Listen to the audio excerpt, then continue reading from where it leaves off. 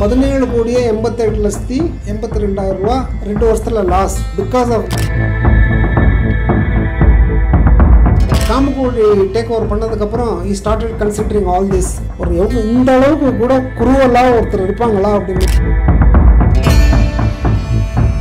அது ரொம்ப டீசெண்டாக நான் சொல்கிறேன். இவங்க பண்ணுறதெல்லாம் அராஜகம், ரொம்ப அநியாயம், எக்ஸ்ட்ரீம் எண்டு. அந்த கிளைண்ட்டை செத்தாலும் பரவாயில்ல, அவங்க குடும்பம் பிச்சை எடுக்க போனாலும் பரவாயில்லன்றது.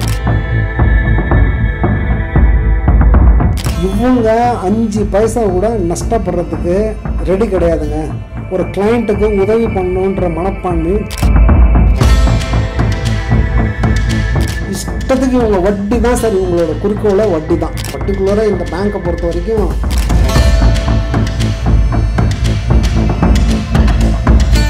சொல்லாமல் கொள்ளாமல் பண்ணது மட்டும் இல்லை, தேர்ட் பார்ட்டிகிட்டேருந்து இந்த மாதிரி கொண்டு வந்த 12-13 கோடி ரூபா, அதுவும்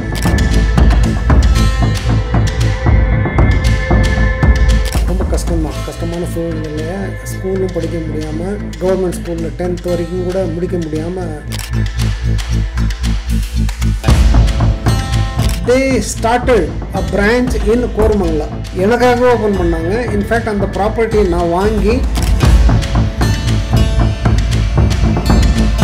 அப்புறம் இவங்க ஃபோனில் அங்கேருந்து கேட்டாங்க. நானும் கேட்குறேன், இல்லை சார் அது அட்ஜஸ்ட்மெண்ட்டுக்கு தான் வந்திருக்கு, நாங்கள் ரிவர்ஸ் பண்ணிடுவோம். இந்த மாதிரி அட்ஜஸ்ட் பண்ணி வட்டியும் கொஞ்சம் லோனு அதிகமாக வட்டி.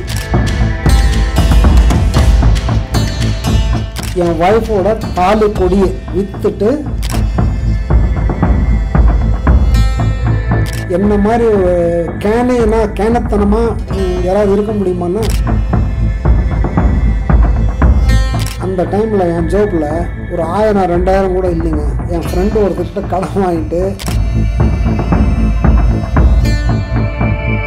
ஆனால் பிரின்சிபல் ஆஃப் நேச்சுரல் ஜஸ்டிஸ்னு ஒன்று இருக்குல்ல, அது இருக்குதுன்னு நான் நம்புகிறேன். இன்றைக்கும் நம்புகிறேன், எப்பயும் நம்புகிறேன். அது இவங்கள சும்மா விடாது. அதுக்கு இவங்க பதில் சொல்லி தான் ஆகணும். அங்குசம் நேயர்களுக்கு வணக்கம். தனியார் வங்கிகளினுடைய மோசடிகள், முறைகேடுகளால் பாதிக்கப்பட்டவர்கள், அவர்களுடைய குமுறல்களை நாம் பல்வேறு தகவல்களை நம்ம பதிவு பண்ணியிருக்கிறோம். குறிப்பாக சிட்டி யூனியன் வங்கியினால் பாதிக்கப்பட்ட ஒரு தொழிலதிபராக இருந்து நடுத்தருவுக்கு நிறுத்தப்பட்டேன் அப்படிங்கிற அளவுக்கு தன்னுடைய கொடுமைகளை விவரித்த கேசவ பாண்டியனுடைய கதை, கோடக் மகேந்திரா வங்கியினுடைய அடாவடித்தனத்துக்கு எதிராக ஒரு நீண்ட நெடிய சட்ட போராட்டத்தை நடத்தி அதில் வெற்றியும் கண்டு அந்த வங்கி அதிகாரிகளுக்கு எதிராக அபராதத்தையும் சிறை தண்டனையும் பெற்றுத்தந்த செல்வராஜினுடைய ஸ்டோரி. அடுத்தது கரூர் வைசியா வங்கியினுடைய அந்த அராஜகத்தை நீதிமன்ற தீர்ப்பின் வழியாக முறியடித்த மாரித்துறையினுடைய கதை. இப்படி பல ஸ்டோரிகளை நாம் அங்குசத்தில் பதிவு பண்ணியிருக்கோம். இந்த செய்திகளை தொடர்ந்து சிட்டி யூனியன் வங்கியினால் பாதிக்கப்பட்ட பெங்களூரை சேர்ந்த தொழிலதிபர் வேணுகோபால், அவரும் கேசவ பாண்டியனை போலவே ஒரு தொழிலதிபராக இருந்து இன்னைக்கு நடுத்தருவுக்கு தொழில்கள் அனைத்தையும் இழந்து, சொத்துக்கள் அனைத்தையும் இழந்து, சிட்டி யூனியன் வங்கியினுடைய அந்த மோசமான நிர்வாக அணுகுமுறையால் இன்னைக்கு நடுத்தருவுக்கு நிறுத்தப்பட்டு இருக்கிறதா கண்ணீர் வடிக்கிறார் வேணுகோபால். அவருக்கு என்ன நேர்ந்தது அவரே சொல்கிறார், வாங்க கேப்.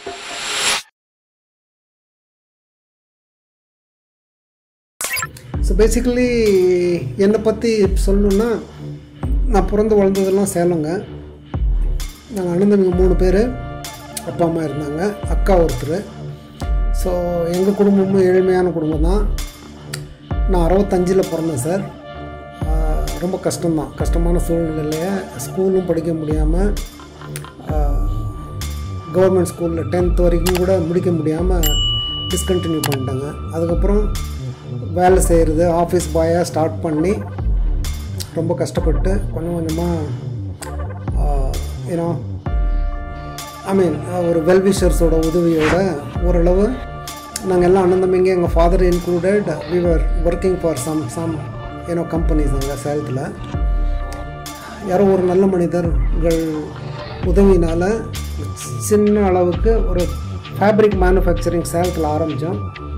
நாங்கள் 4 பேர் அப்போது நிவாஸ் ஃபேப்ஸ் என்ற பேரில் ஆரம்பித்தோம் சார். நாங்கள் 3 பேர், எங்கள் அப்பா அம்மா 5 பேர் பார்ட்னர்ஷிப்பில் ஸ்டார்ட் பண்ண ஃபார்ம். அது 80s. ஸோ அது ஓரளவு க்ரோத் காமிக்க ஆரம்பிக்கவும் இப்போ இந்த எக்ஸ்போர்ட்டபிள் ஃபேப்ரிக் தான் மேனுஃபேக்சர் பண்ணிகிட்டு இருந்தோம். ஸோ நான் இது வந்து பார்ட்னர்ஷிப் ஃபார்மாக இருந்தது. ஏன்னா நிவாஸ் ஃபேப்ஸை பற்றி ரொம்ப இம்பார்ட்டண்ட், ஏன்னா எப்படி அப்படின்றது பின்னாடி நான் சொல்கிறேன். ஸோ இது இப்படியே இருந்தது. நான் 1994 நான் பெங்களூருக்கு வர்றேங்க. நானும் என் ஃப்ரெண்டும் சேர்ந்து எஸ்கேஎன் கார்பரேஷன் ஒரு கார்மெண்ட் மேனுஃபேக்சரிங் ஃபேக்ட்ரி போடுறோம் பெங்களூரில். ஸோ அவரும் நானும் சேர்ந்து பண்ணுறோம். அதில் என் பிரதர்ஸும் பார்ட்னராக இருக்காங்க, அவர் பார்ட்னராக இருக்காங்க. அந்த மாதிரி பார்ட்னர்ஷிப் ஃபார்மில் ஸ்டார்ட் பண்ணுறோம். அப்போ தான் சிட்டி யூனியன் பேங்க்கு போகிறோம். இப்போ ஒரே ஒரு பிரான்ச் தான் இருந்தது 1994 பெங்களூரில், சுல்தான்பேட்டில்.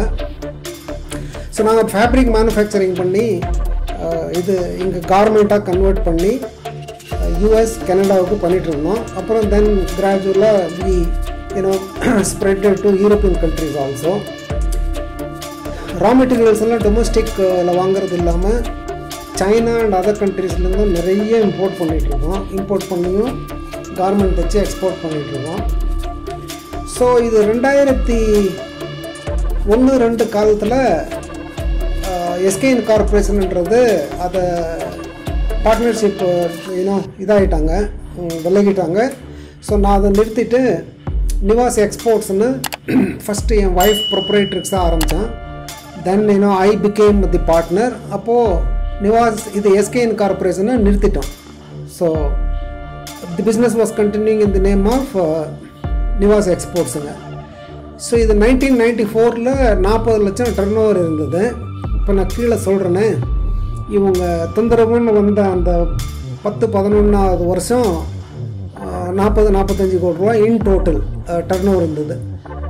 2010 40 கோடி ரூபான்னா இன்றைக்கி கணக்குக்கு 90 to 100 crores டர்ன் ஓவருங்க. ஐ மீன் லோவஸ்ட் நான் சொல்கிறேன். அந்த வேல்யூவுக்கு நான் பிஸ்னஸ்லேயே கண்டினியூ ஆகிட்டு இருந்தாக்கா இன்னும் க்ரோத் இருந்திருக்கும். It could have been 150-200 crores கம்பெனிங்க இன்றைக்கி. ஸோ அப்போ 1994 சிட்டி யூனியன் பேங்க்கில் நம்ம பார்ட்னர் சேலத்தில் சிட்டி யூனியன் பேங்க்கில் அக்கௌண்ட் இருந்தது.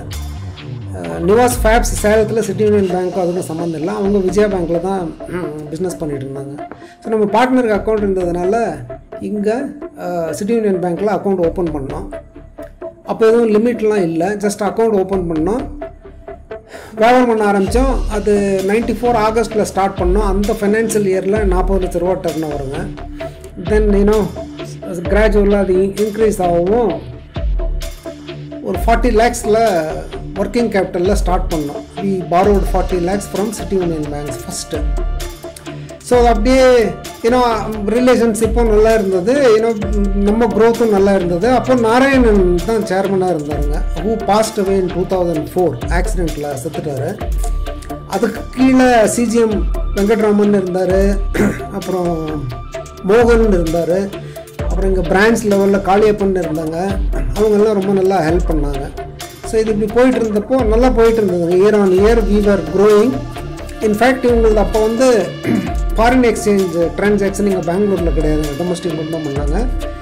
Every shipment of mine, every document அதோடது சென்னைக்கு அனுப்பிச்சு சென்னையிலேருந்து தான் இவங்க கஸ்டமருக்கு அனுப்புவாங்க. அதில் டைம் டில்லெல்லாம் இருந்தது. Anyway that's okay, I use to manage that. ஒரு 4-5 வருஷம் கழித்து ஐ திங்க் அரவுண்ட் 98-99 நினைக்கிறேன், தே ஸ்டார்டட் அ பிரான்ச் இன் கோரமங்கலா. எனக்காக ஓப்பன் பண்ணாங்க. இன்ஃபேக்ட் அந்த ப்ராப்பர்ட்டியை நான் வாங்கி 2 ஃப்ளோர் அவங்க எடுத்து பி கேட்டகரி பிரான்ச் பண்ணி, பி கேட்டகரின்னா ஃபாரின் எக்ஸ்சேஞ்செலாம் பண்ணலாம் சார். ஸோ அதை பண்ணி எனக்காக மேஜர் ரீசன் இஸ் என்னோடய ட்ரான்சாக்ஷன். ஏன்னா அவங்க பிரான்ச் இருந்தது ரொம்ப தூரமாக இருந்தது. அதுக்காக ஓப்பன் பண்ணி பி கேட்டகரி பண்ணி அங்கே என் அக்கௌண்ட்டை ஷிஃப்ட் பண்ணிவிட்டு அங்கே பிஸ்னஸ் பண்ணோம். அந்த பில்டிங் என்னோட தான் இருந்தது சார். அதுக்கும் ஆஃப்கோர்ஸ் லோன் இருந்தது. அப்புறம் க்ளோஸ் பண்ணிட்டேன். 10 years they were tenant in my building. So இது இப்படியே போயிட்டு இருந்தப்போ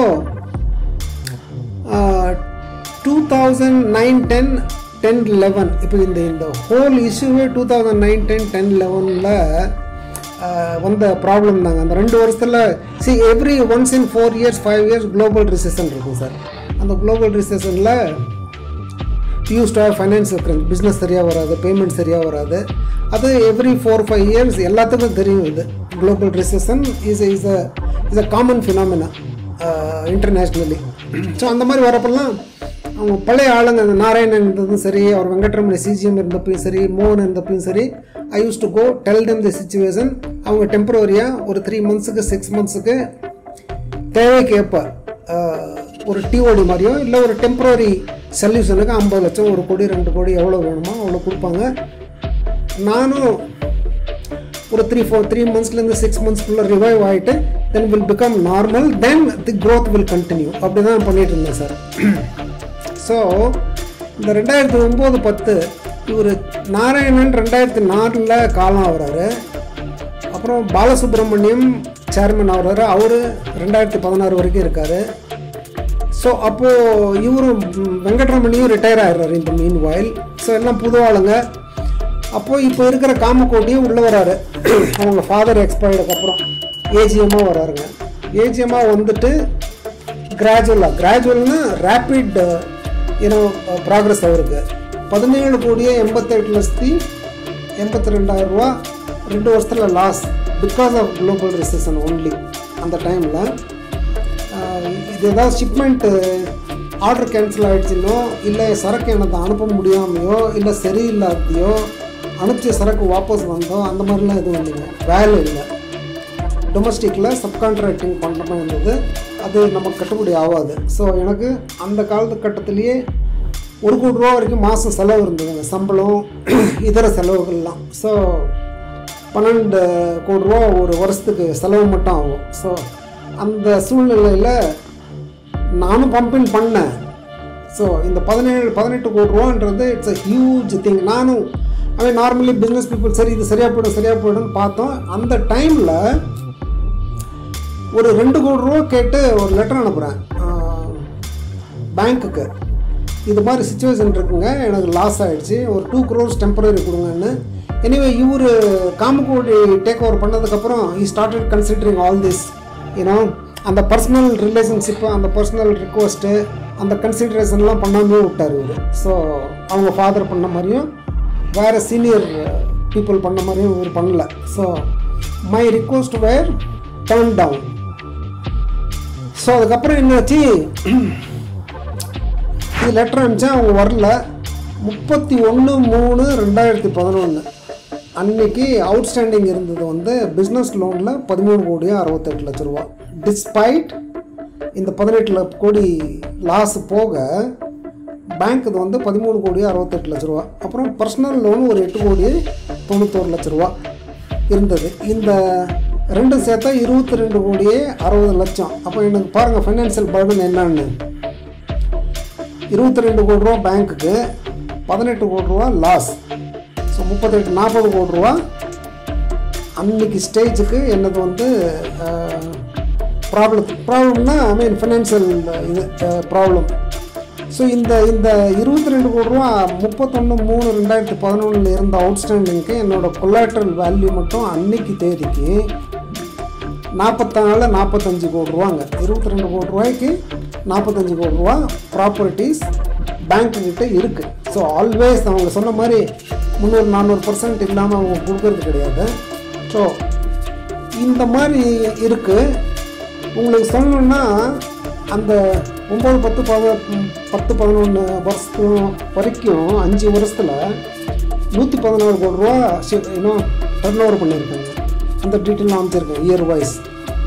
2006-07 11 கோடி, 2007-08 34 கோடி, 2008-09 37 கோடி, 9-10 27 கோடி, 10-11 7 crores 68 lakhs, டோட்டலாக 116 crores. இது வந்து 5 வருஷம் 11லேருந்து பின்னாடி வரைக்கும் 7 வரைக்கும். அதுக்கு முன்னாடி 94லேருந்து எடுத்தால் அது இன்னொரு 200-300 கோடி ரூபா போகுங்க. ஸோ இது இந்த டர்ன் ஓவர் இருக்கிறப்போ, இந்த ப்ராப்ளம் இருக்கிறப்போ மே 2010 நான் லெட்டர் அனுப்புகிறேன். இந்த மாதிரி இருக்குது, எனக்கு கொஞ்சம் ஹெல்ப் பண்ணுங்கள், ரீஷெட்யூலு ரீஸ்ட்ரக்சரிங் பண்ணிவிட்டு எனக்கு கொஞ்சம் additional working capital, this is what இது நார்மலாக ஆகிட்டுருக்குங்க. அந்த லெட்டர் அனுப்பிச்சா அதுக்கு பதில் இல்லை. இது மே மாதம் அனுப்புகிறேன். ஆகஸ்ட்டில் அந்த லெட்டருக்கும் ரிப்ளை இல்லை, ஒரு ரெமெடியும் கிடைக்கல. ஆகஸ்ட் 2010 ஒரு லெட்டர் அனுப்புகிறாங்க.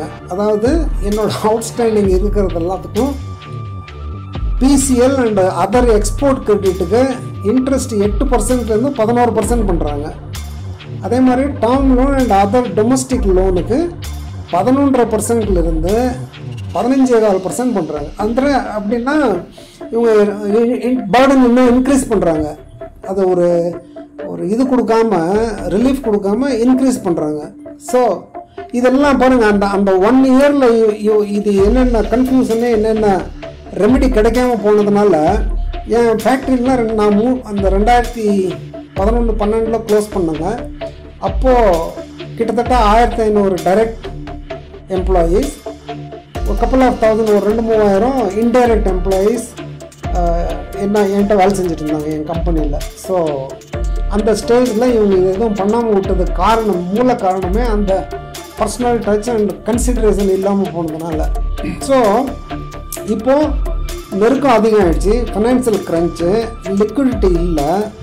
அந்த டைமில் இவங்களுக்கு வட்டி தான் முக்கியங்க. நாம் அதாவது பர்டிகுலராக இந்த பேங்க்கை பொறுத்த வரைக்கும் அதை நான் சொன்ன மாதிரி கஷ்டம் இருக்கிறப்போ ரிலீஃப்கெல்லாம் வரமாட்டாங்க. எப்படியெல்லாம் புடுங்கணும்னு தான் அந்த டைமில் பார்க்க ஆரம்பித்தாங்க. அந்த காமக்கோட்டியோட அவரோட அஜெண்டாவாக என்ன எனக்கு தெரியல. ஸோ அப்போ என்ன பண்ணுறாங்க, அவுட்ஸ்டாண்டிங் இருக்கிறது வட்டி இன்னும் 3 மாதம், அப்போ 6 மாதம் இருந்ததுங்க. என்பிஏ பண்ணோம்னா 6 மந்த்ஸு, அது ஒரு தடவை எக்ஸ்டென்ஷன் பண்ணி 12 மாதம் நீங்கள் ரீபே பண்ணலன்னா தான் என்பிஏ ஆகும். That can be extended to ஒரு 2 வருஷம் வரைக்கும் அதை நம்ம ட்ராக் பண்ணிட்டு போயிடலாம் with temporary arrangements and some relief from the bank. So அந்த டைமில் இவங்க அதை அட்ஜஸ்ட் பண்ணுறதுக்கு என்ன பண்ணுறாங்க, என்கிட்ட பணம் இல்லை, பிஸ்னஸும் இல்லை, ரொம்ப நெருக்கடி, பண நெருக்கடி. அந்த டைமில் தான் இவங்க அப்போவும் அவங்க என்பிஏ பண்ணியிருந்தாங்க. என்னது, இருந்த சொத்தும் அடிஷ்னலாக எனக்கு ஆன ஒரு 30 கோடி ரூபா, அதுக்கு நான் விளக்கம் என்னன்னு கொடுக்குறேன், 30 கோடி ரூபாயும் எனக்கு லாஸ் ஆகாமல் இருந்திருக்கும். ஸோ இவங்க என்ன பண்ணுறாங்க, அந்த கிளைண்ட்டு செப்டம்பர் 2010 அந்த பிரான்ச்சில் இருக்கிற ஒரு கிளைண்ட்டுக்கு ஃபிக்ஸட் டெபாசிட் வச்சுருந்துருக்காரு. அது ரிசிப்ட்டு பிரான்ச்சில் வச்சுருந்துருக்காங்க, லீன்லாம் எதுவும் கிடையாது. அவருக்கு தெரியாமல் 25 லட்ச ரூபா அவரோட ஃபிக்ஸட் டெபாசிட்டை லீன் பண்ணிவிட்டு அந்த லோன் 25 லட்ச ரூபா போட்டு என் அக்கௌண்ட்டுக்கு கிரெடிட் கொடுக்குறாங்க, வேணுகோபால் அக்கௌண்ட்டுக்கு. அதை நானும் கேட்கல, அந்த டெபாசிட் ஹோல்டரும் சொல்லலை. அதே மாதிரி இன்னொரு 1 கோடி ரூபாயும் அதே மாதிரி டெபாசிட்டை வச்சு அந்த செப்டம்பர் மாதத்துலேயே அதுக்கும் என் அக்கௌண்ட்டுக்கு கிரெடிட் கொடுக்குறாங்க. ஸோ 25 லட்சம் 1 கோடி 1.25 கோடி ரூபா கொடுத்து என்ன பண்ணாங்க, இதே சேம் இவருக்கு பண்ணாங்கல்ல நம்ம கேசவ பாண்டியனுக்கு, அதே மாதிரி இந்த வட்டி outstanding over due interest, over due principal, இதுக்கெல்லாம் அட்ஜஸ்ட் பண்ணிட்டாங்க அந்த பணத்தை. அப்புறம் 12ஆம் மாதம், இது செப்டம்பர் மாதம் நடக்குது. செப்டம்பர் மாதம் முடிஞ்சதும் திருப்பி அது அப்படியே கண்டினியூ ஆகுது. நான்லாம் கண்ணில் ரத்தம் வர குறைய அவங்கக்கிட்ட கெஞ்சுறேன், சம்பளம் கொடுக்கறதுக்கு கூட பணம் இல்லைங்க, கொஞ்சம் ரிவைவ் ஆகிற மாதிரி தெரியுது, எனக்கு கொஞ்சம் டெம்பரரியாக ஹெல்ப் பண்ணுங்கன்னு சொன்னால் அவங்களுக்கு தெரிஞ்சிருச்சு இவ்வளோ ஹியூஜ் லாஸ் ஆகிடுச்சு, இவன் இவன் சரி வர மாட்டான், இல்லை இது உருப்படாது அப்படின்னு நினச்சிட்டாங்களோ என்னமோ தெரியல. ஆனால் இந்த அளவுக்கு இன்றைக்கி நான் சிரமத்தில் இருக்கிறதுக்கு காரணம் இவங்களோட அந்த என்னது ரூத்லெஸ் பிஹேவியர்னு நான் சொல்லுவேன் சார். ஸோ இதே மாதிரி என்ன பண்ணுறாங்க, டிசம்பரில் அதே பேங்க்கில் இருக்கிற இன்னொரு கிளைண்ட்டு ஸ்ரீ சாய் கிருஷ்ணா கன்ஸ்ட்ரக்ஷன் ஜெயவேலுங்க. ஸோ அவர் அக்கௌண்ட்டில் இருந்து 3 கோடி ரூபா எடுக்கிறாங்க. அவரும் சொல்லலை, நானும் கேட்கல. அவர் அக்கௌண்ட்லேருந்து 3 கோடி எடுத்து என் அக்கௌண்ட்டுக்கு கொண்டு வந்துட்டு அதே மாதிரி இந்த இன்ட்ரெஸ்ட்டு, ஓவர் டியூ, பிரின்சிபல் எல்லாம் எடுத்துக்கிறாங்க. ஸோ இது வரைக்கும் 4.25 கோடி ரூபா அவங்க இந்த மாதிரி பண்ணியிருக்காங்க. எனக்கு 5 பைசா கொடுக்கல அதில். அந்த டைமில் ஒரு 50 லட்ச ரூபா கொடுத்துருந்தா கூட பெரிய ரிலீஃபாக இருந்திருக்கும் எனக்கு. இவங்க அதை பண்ணல. இவங்களோட அட்ஜஸ்ட்மெண்ட்டுக்கு இதை பூரா யூஸ் பண்ணிக்கிறாங்க. அப்புறம் என்ன பண்ணுறாங்க, நான் கொஞ்சம் கொஞ்சமாக பணம் அப்புறம் இங்கே ஏதாவது பண்ணணும்ல, அந்த பணம் நான் கொண்டு வர இப்போல்லாம் இந்த டைம்லாம் என்ன சொல்கிறாங்க, சார் ஏதாவது பண்ணுவோம், முதல்ல உங்கள் அக்கௌண்ட் ரெகுலராக வச்சுக்கணும், அப்புறம் தான் ஏதாவது பண்ண முடியுன்ற மாதிரியே பேசிட்டு இருக்காங்க. ஸோ நான் பணம் கொண்டு வரதெல்லாம் என்ன பண்ணுறாங்க, இந்த அக்கௌண்ட்லேருந்து சரி இல்லை இவங்களுக்கு கொடுத்துட்டு நாங்கள் உங்களுக்கு தனியாக லோன் கொடுக்குறோன்னு சொல்லிட்டு நான் கொண்டு வந்த பணத்தை எல்லாம் இந்த 3 கோடியும் திருப்பி அட்ஜஸ்ட் பண்ணிட்டாங்க. 3 கோடி இல்லை, 2 கோடியே 60 லட்சம். அப்புறம் அந்த 1.25 கோடி ரூபா 25 லட்சம் 1 கோடி எடுத்தாங்கல்ல, அந்த 1.25 கோடியும் திருப்பி கொடுத்துட்றாங்க. ஸோ இதில் இந்த சாய் கிருஷ்ணா 3 கோடிக்கு 2 கோடியே 40 லட்சம் தான் கொடுத்துருக்காங்க. இன்றைக்கி வரைக்கும் 60 லட்சம் கொடுக்கணும். 15 வருஷம் ஆச்சுங்க. ஸோ அவரும் கேட்கல, ஆனால் கணக்கு புக்கில் அவருக்கு நான் 60 லட்ச ரூபா கொடுக்குற மாதிரி இருக்குங்க. ஸோ இந்த டைமில் இது என்ன ஆகுது, மே மாதம் 11வது வருஷம். ஸோ இது எல்லாம் நடக்கிறது வந்து 10வது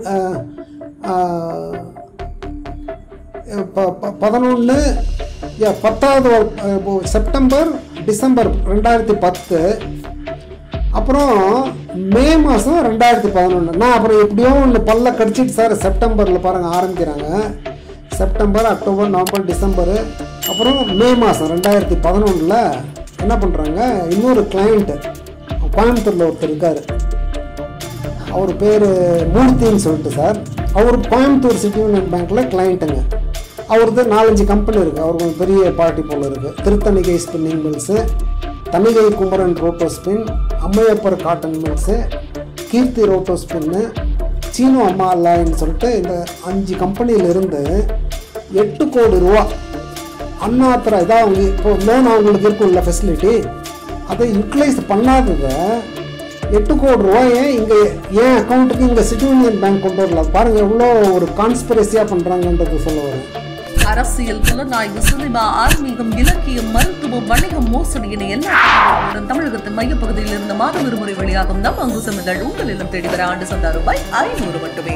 தொடர்பு எண் 9488822025. அங்குசம் செய்தி, மக்களுக்கான செய்தி.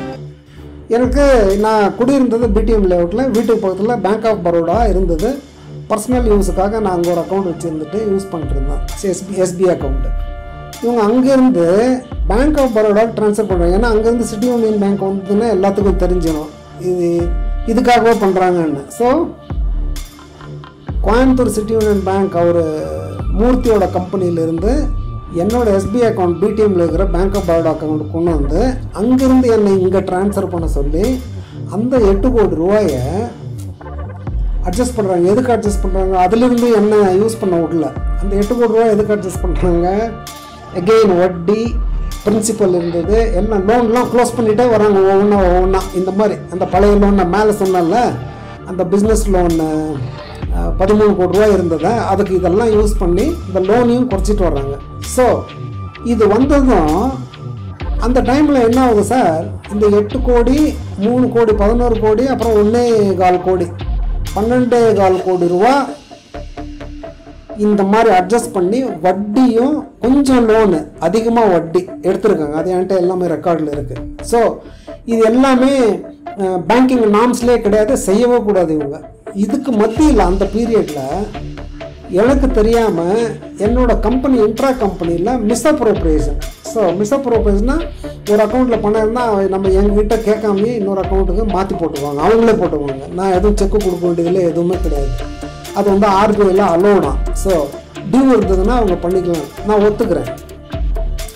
ஸோ அந்த மாதிரி சொல்லாமல் கொள்ளாமல் பண்ணது மட்டும் இல்லை, தேர்ட் பார்ட்டிகிட்டேருந்து இந்த மாதிரி கொண்டு வந்த 12-13 கோடி ரூபா அதுவும் எனக்கு ஒரு 5 பைசா இன்னும் கொஞ்சம் கூட எனக்கு கொடுக்கல, ரிலீஃப் கிடைக்கல.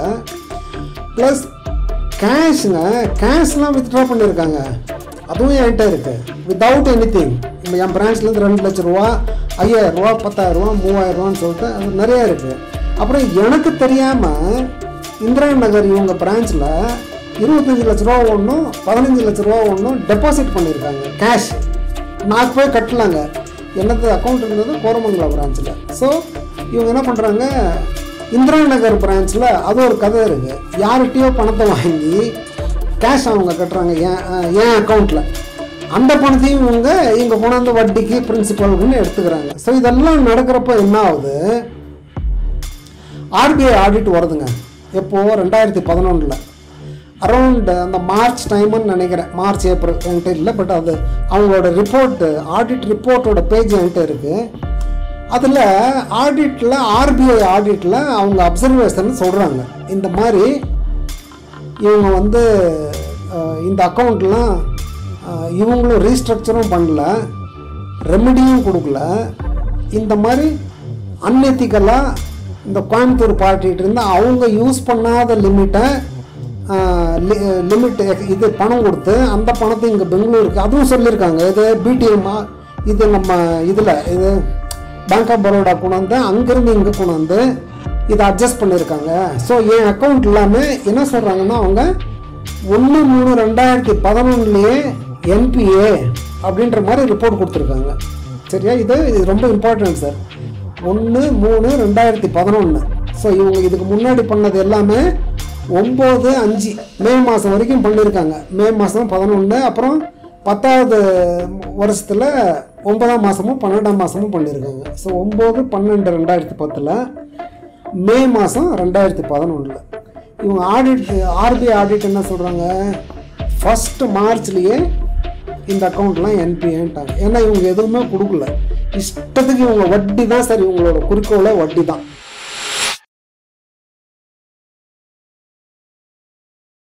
அதாவது இந்த வேவரை வீட்டில் பிடுங்கிறது லாபம்னு சொல்லுவாங்க பாருங்க, அந்த பாலிசி தான் இவங்க வச்சுருக்காங்க. ரூத்லெஸ். ஒரு இந்த அளவுக்கு கூட குருவெல்லாம் ஒருத்தர் இருப்பாங்களா அப்படின்னீங்கன்னா, என் ஃபேக்ட்ரி பாருங்கள், 16 கோடி ரூபாய்க்கு 45 கோடி ரூபா கொலாட்ரல் கொடுத்துருக்கேன் சார்.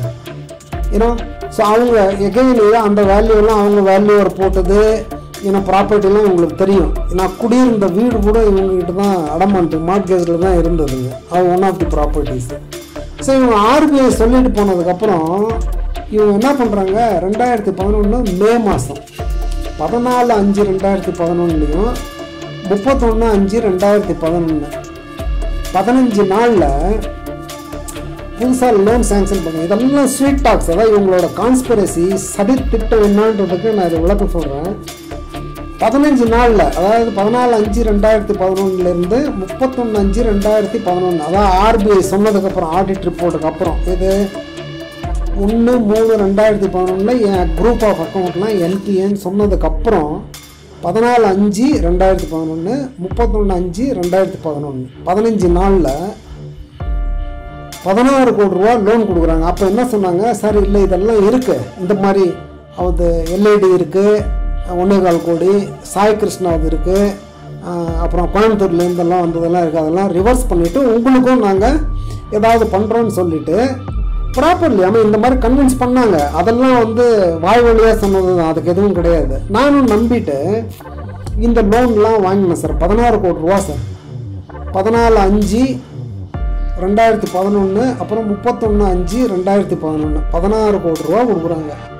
இந்த 16 கோடி ரூபா புதுசாக லோனை கொடுத்து, ஏன்னா பழசு வந்த பணம் போனால் அந்த 8 கோடி ரூபா வந்ததெல்லாம் லோனும் குறைச்சிட்டாங்க, இன்ட்ரெஸ்ட்லாம் அப் டு டேட் எடுத்துட்டாங்க. அது பல கோடி ரூபா எடுத்துருக்காங்க. அதுக்கும் கீழே நான் லிஸ்ட்டு வச்சுருக்கேன்.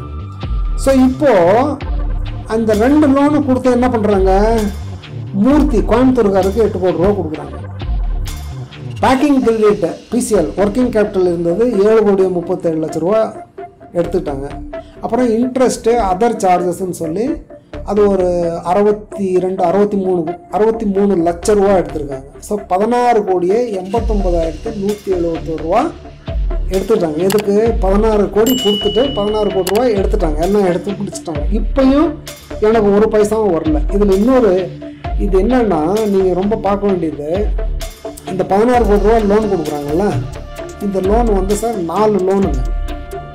ஒரு லோன் என் பேரில், ஒரு லோன் என் ஒய்ஃப் தனலட்சுமி பேரில், ஒரு லோன் என் கம்பெனி நிவாஸ் எக்ஸ்பிரஸ் பேரில், இன்னொரு லோன் 4வது லோன் 5.5 கோடி ரூபா நிவாஸ் ஃபேப்ஸ் சேலத்தில் நான் சொன்னேன்ல என் பிரதர்ஸ் கம்பெனி. அவங்க என்ன சொன்னாங்க, இங்கே பாருங்கள் உங்களுக்கெல்லாம் குழப்பம் இருக்குது, உங்களுக்கு ஒட்டுக்கா இவ்வளோலாம் கொடுக்க முடியாது, 5.5 கோடி ரூபா நாங்கள் சேலத்தில் கொடுக்குறோம், அது கொஞ்சம் கன்வின்சிங்காக இருக்கும், அந்த பணத்தை நீங்கள் யூஸ் பண்ணிக்கிற மாதிரி கூட நம்ம பிளான் பண்ணலாம் அப்படின்னு சொல்லிட்டு தான் சேலத்துக்கு பணம் கொடுத்தாங்க. ஃபர்ஸ்ட் டைம் சேலத்தில் அவங்க லோன் வாங்குறாங்க. அது வரைக்கும் டிரான்சாக்ஷன் கூட பண்ணல. எதுக்கு அக்கௌண்ட் வச்சுருந்தாங்க சேலத்தில் அப்படின்னா, இங்கிருந்து நான் பேமெண்ட்லாம் பண்ணுறது குயிக்காக போவேன். ஏன்னா அந்த காலத்தில் இந்த இது ஸ்விஃப்ட்டு, இந்த ஐஎம்பிஎஸ் அதெல்லாம் இல்லைங்க. ஆர்டிஜிஎஸ் பண்ணணும், இல்லைன்னா பேங்க் டிடி ட்ரான்ஸ்ஃபர்னு இருந்தது அப்போ. ஸோ அது ஃபோனில் ட்ரான்ஸ்ஃபர் கொடுத்துருவாங்க அந்த பிரான்ச்சுக்கு. நமக்கு லேட் ஆகாதுன்னு சொல்லி நான் அவங்கள அங்கே அக்கௌண்ட் வச்சுருந்தேன். நான் அனுப்புகிற பேமெண்ட்டு அவங்களுக்கு சீக்கிரம் போட்டுன்றதுக்காக, வேறு எந்த லிமிட்டும் கிடையாது. ஃபஸ்ட்டு டைம் 5.5 கோடி ரூபா கொடுத்து அதுக்கு எது கொலாட்ரல், அவங்கக்கிட்ட எதுவும் கொலாட்ரல் வாங்கலை. என்னது இங்கே பெங்களூரில் கொடுத்துருந்தாங்கல்ல அதையே கொலாட்ரலில் எக்ஸ்டெண்ட் பண்ணிட்டாங்க அந்த லோனுக்கும். ஸோ அப்போ அந்த மாதிரி பண்ணாங்க. அதுக்கு பின்னாடி இவங்களோட சூழ்ச்சி என்னன்றது எனக்கு பின்னாடி தான் தெரிய வந்தது. கொடுத்துட்டாங்களா, 16 கோடி ரூபா கொண்டு வந்துட்டாங்களா, இந்த 16 கோடி ரூபா இவங்கெல்லாம் யூஸ் பண்ணிட்டாங்களா. ஸோ இந்த எல்லாமே ப்ரொசீஜரெல்லாம் நடக்குது வித் தி கன்வின்ஸ் தட் அவங்க வந்து எனக்கும் கொஞ்சம் ஹெல்ப் பண்ணுவாங்க அப்படின்னு சொல்லி இது 16 கோடி ரூபாயும் கொடுத்து 16 கோடி ரூபா இவங்க எல்லாம் அட்ஜஸ்ட் பண்ணிட்டாங்க. ஸோ இப்போது ப்ராப்ளம் இப்போ இருக்குல்ல, அந்த ப்ராப்ளம் இந்த 16 கோடி லோன் தான். ஏன்னா பழைய லோன் எல்லாமே க்ளோஸ் பண்ணிட்டாங்க. எல்லா லோனையும் க்ளோஸ் பண்ணிட்டு புதுசாக இப்போ இந்த 16 கோடி ரூபா கொடுத்தது தான் இருக்குங்க. அந்த 16 கோடி ரூபா எப்போ கொடுக்குறாங்க, 5ஆம் மாதம் மே மாதம் 2011. ஸோ இதெல்லாம் கொடுத்துட்டு எனக்கு எதுவுமே கொடுக்கல, சரிங்களா. இப்போ என்ன பண்ணுறாங்க, அந்த 5.5 கோடி சேலத்தை கொடுத்தாங்கல்ல, அந்த சேலத்தில் என்ன சொல்கிறாங்க, ஒரு 2 கோடி ரூபா நீங்கள் அங்கேருந்து அனுப்ப சொல்லுங்கள், ரைட், இங்கே அட்ஜஸ்ட் பண்ணிட்டு நம்ம திருப்பி அனுப்பிச்சிடுவோம், உங்களுக்கு வேறு நெக்ஸ்ட்டு கொடுக்குறதுல அட்ஜஸ்ட் பண்ணிடுவோம்னு சொல்லிட்டு 2 கோடி ரூபா அவங்களும் செக்கை கொடுத்து அனுப்பிச்சி வச்சுட்டாங்க. சரியா, அதை அனுப்பிச்சி வச்சதும் மீதி 3.5 கோடி இருக்குல்ல 5.5 கோடி லோனில், அந்த 3.5 கோடி அப்போ தான் தெரிஞ்சது அவங்க 2 கோடி ரூபா எடுக்கிறாங்க. அது அந்த செக் ஏன்னா அவங்க தான் டிரான்சாக்ஷன் பண்ணுறதில்ல, ஸோ அக்கௌண்ட்டை மானிட்டர் பண்ணுன்ற நெசசிட்டியும் கிடையாது, ரைட். ஸோ இந்த லோனை கொடுக்குறாங்க, கொடுத்துட்டு 3.5 கோடி ரூபா சார், 3.5 கோடி ரூபா அவங்க அக்கௌண்ட்லேருந்து அவங்ககிட்டையும் சொல்லலை, செக்கும் வாங்கலை. இது எப்போ நடக்குது, லோன் கொடுத்தது வந்து 14/15க்கு லோன் கொடுக்குறாங்க 5.5 கோடி ரூபா சேலத்துக்கு. அதே 14/5/2011 யாருக்கும் தெரியாது, 3.5 கோடி ரூபா அங்கேருந்து யாருக்கும் சொல்லாமல் கொள்ளாமல் என் அக்கௌண்ட்டுக்கு கொண்டு வந்துடுறாங்க. இப்போது அங்கேருந்து உங்கள் அக்கௌண்ட்டுக்கு தானே வந்ததுன்றது தான் எல்லாரோட கேள்வியாக இருக்குது. நான் அவங்க கூட பிறந்திருக்கேன், என் பிரதர்ஸ் கூட பிறந்திருக்கேன், எங்கள் அம்மா இருக்காங்க. குடும்பத்தில் அந்த சொந்தம் தானே ஒழிய லீகலி அந்த என்டிட்டியும் நானும் வேறு லீகலி நான் அதில் பார்ட்னர் கிடையாது, அவங்க ஏன் பிஸ்னஸில் பார்ட்னர் கிடையாது. லீகல் இது ரொம்ப இம்பார்ட்டன்ட்டுங்க, இது யாரும் ஒத்துக்க மாட்டேன்றாங்க, ரொம்ப மோசங்க இது நம்ம ஊர் நியாயம். ஸோ இந்த 3.5 கோடி ரூபா சொல்லாமல் கொள்ளாமல் எடுத்துகிட்டு வந்துட்டான். அப்புறம் 1/6/15 நாளில் ஒரு 2 கோடி அனுப்ப சொல்லுங்கள், வந்ததும் நம்ம திருப்பி அனுப்பிச்சிடுவோம், அனுப்பிச்சிட்டு நீங்கள் அதை யூட்டிலைஸ் பண்ணிங்க, கொஞ்சம் கரெக்ட் பண்ணிங்கன்னு சொல்லி அந்த 2 கோடி ரூபா ட்ரான்ஸ்ஃபர் பண்ணுறப்ப தான் இவங்களுக்கு தெரியுதோ இந்த 3.5 கோடியும் எடுத்திருக்காங்க. ஏன்னா அப்போல்லாம் பேங்க்கு போய் தான் பாஸ் ஷீட்லாம் வாங்கிட்டு வரணும், ஆன்லைன்லாம் கிடையாதுங்க. போய் இந்த பணத்தை ட்ரான்ஸ்ஃபர் பண்ணிட்டு பார்த்தா அந்த 3.5 கோடியும் எடுத்திருக்காங்க. அப்புறம் இவங்க ஃபோனில் அங்கேருந்து கேட்டாங்க, நானும் கேட்குறேன், இல்லை சார் அது அட்ஜஸ்ட்மெண்ட்டுக்கு தான் வந்திருக்கு, நாங்கள் ரிவர்ஸ் பண்ணிடுவோம். இது அவங்க சொன்ன வார்த்தை, ஏன்னா இதுவும் வாய்வழி வார்த்தை தான். ஸோ இந்த வாய்வழி வார்த்தைக்கு என்ன வேல்யூ இருக்கணுன்றதுக்கு இது உதாரணம் ஏன் சொல்கிறேன்னா, அவங்க பண்ணது எல்லாமே ஓரலாக நாங்கள் கேட்டுக்கிட்டதுனால பண்ணோம், லோன் கொடுக்குறதே ஓரலாக கொடுத்ததுனால பண்ணுறோம் அப்படின்னு சொன்னவங்க இப்போ இவங்க ஓரலாக சொன்னாங்க அப்படின்னு சொல்லி 3.5 கோடி ரூபா எடுத்துகிட்டு வந்துட்டாங்க. அப்போ இந்த ஓரலாக இவங்க 5.5 கோடியும் திருப்பி அனுப்புறேன்னு சொன்னதை அனுப்பிச்சிருக்கணும்ல. நிவாஸ் ஃபேப்ஸ் சேலம் எந்த விதத்துலேயும் இத்தனை குழப்பத்துக்கு சம்பந்தமே கிடையாதுங்க, ஒரு பைசா கூட அவங்க சம்பந்தம் கிடையாது. இது இப்படி இருக்கட்டும், நான் அது நிவாஸ்க்கு அப்புறம் வரேன். இப்போது செப்டம்பர் 2010 நவம்பர் 2011 15 மாதம் 1.25 வருஷம், இப்போது எனக்கு ப்ராப்ளம் ஆரம்பிச்சதுலேருந்து நவம்பர் 2011 வரைக்கும் இவங்க பேங்க் என்ன பண்ணியிருக்காங்க, நான் அன்ஆத்தரைஸ்டு ட்ரான்ஸ்ஃபர் சொன்னேன்ல, ஒரு அக்கௌண்ட்லேருந்து இன்னொரு அக்கௌண்ட்டுக்கு செக் வாங்காமல் என்கிட்ட கேட்காம அவங்க சௌகரியத்துக்கு 18,73,83,000 ரூபா அவங்க சௌகரியத்துக்கு 15 மாதத்தில் பண்ணியிருக்காங்க. இப்போ அவங்க வந்து அது ஆர்பிஐ இருக்குது, சட்டம் இருக்குது, அவங்க பண்ணிக்கலாம் அப்படின்னா கூட தேர்ட் பார்ட்டிகிட்டருந்துலாம் வரக்கூடாது, தேர்ட் பார்ட்டிகிட்டருந்து போகக்கூடாது, கேஷ் எடுக்கக்கூடாது, கேஷ் டெபாசிட் பண்ணக்கூடாது, அதுதான் சட்டம். இவங்க எல்லாம் அதாவது கிட்டத்தட்ட என்னை டம்மி பண்ணிவிட்டு இவங்க என் மேலே ஏறி என்னமோ சொல்லுவாங்க ஏச்சிட்டு இருந்தாங்கன்னு வச்சுங்களேன். நீ என்ன பண்ணிட்டு இருந்தான்னு கேட்கலாம். சார் எதுவுமே இல்லாமல் ஒரு பிஸ்னஸ் இந்த அளவு கொண்டாந்ததுக்கப்புறம் சடனாக 2 வருஷத்தில் இவ்வளோ ஹியூஜ் லாஸ் வர்றப்போ நில குறைஞ்சி போயிடுவோம், ரைட்? ப்ளஸ் அது எப்படியாவது சமாளிக்கணுன்ற ஒரு போராட்டம் இருக்கும். ப்ளஸ் பேங்க்கோட இந்த சதி திட்டத்திலாம் நம்ம அப்போ அந்த வலையெல்லாம் நம்பினோம், அவங்கள முழுமையாக நம்பினதுனால சார் இதெல்லாம் கரெக்ட் பண்ணிவிட்டு நம்ம திருப்பியும் ரிவைவ் பண்ணுவோம்னு சொன்னதுனால, ஏன்னா அந்த மாதிரி ஆயிருக்குல்ல முன்னாடி அவங்க அப்பா இருந்தப்பெல்லாம் 4-5 வருஷத்துக்கு ஒரு தடவை இந்த மாதிரி வர்றப்போ அவங்க டெம்பரரியாக ஹெல்ப் பண்ணுவாங்க, சரியாக போயிடும். ஸோ இவங்க பண்ணுறேன்னு சொல்லிட்டு பண்ணாமல் விட்டதுனால 18,73,83,000 அந்த பிட்வீன் தி அக்கௌண்ட்ஸ் பண்ணியிருக்காங்க, கேட்கல, சரிங்களா? ஸோ இது கேட்டதுக்கு யூனோ இல்லை சார் உங்கள் அக்கௌண்ட்டுக்கு தான் பண்ணியிருக்கோம், நாங்கள் எடுத்துக்கலாம், அது ஓவர் டியூ ஆகுது, அதை ஏதோ ஒரு சாக்கு போக்கு, சரிங்களா? அப்புறம் இந்த டைமில் 1/4/2011 31/12/2012 வரைக்கும், அதாவது இது கொஞ்சம் எல்லாம் கன்ஃபியூஷனாக இருக்கும், கொஞ்சம் கீனாக இது ஒரு கவனித்து பார்த்தா தெரியும். 1/4/2011 31/12/2012 21 மாதத்தில் இவங்க கொடுத்த லோனு, இவங்க கொடுத்த வேற ஆளுங்கிட்ட இருந்து கொண்டாந்த பணம், அதுக்கெல்லாம் சேர்த்து processing charge, interest, penal interest, இப்போ இன்ட்ரெஸ்ட் ரிவைவ் பண்ணாங்க பாருங்கள், 11%லேருந்து 15.3%, அதெல்லாம் கால்குலேட் பண்ணால் 11,31,00,000 என்கிட்ட அதிகமாக வாங்கியிருக்காங்க அந்த 21 மாதத்தில் மட்டும், சரிங்களா? இப்போது இந்த 18,73,00,000 அவங்க இன்ட்ரா கம்பெனி உள்ளே பண்ணுறாங்க, அவங்களுக்கு அதிகாரம் இருக்குதுன்னு சொல்கிறாங்கல்ல, ஏன் இந்த ஒரு வருஷத்தில் மட்டும் பண்ணோம்?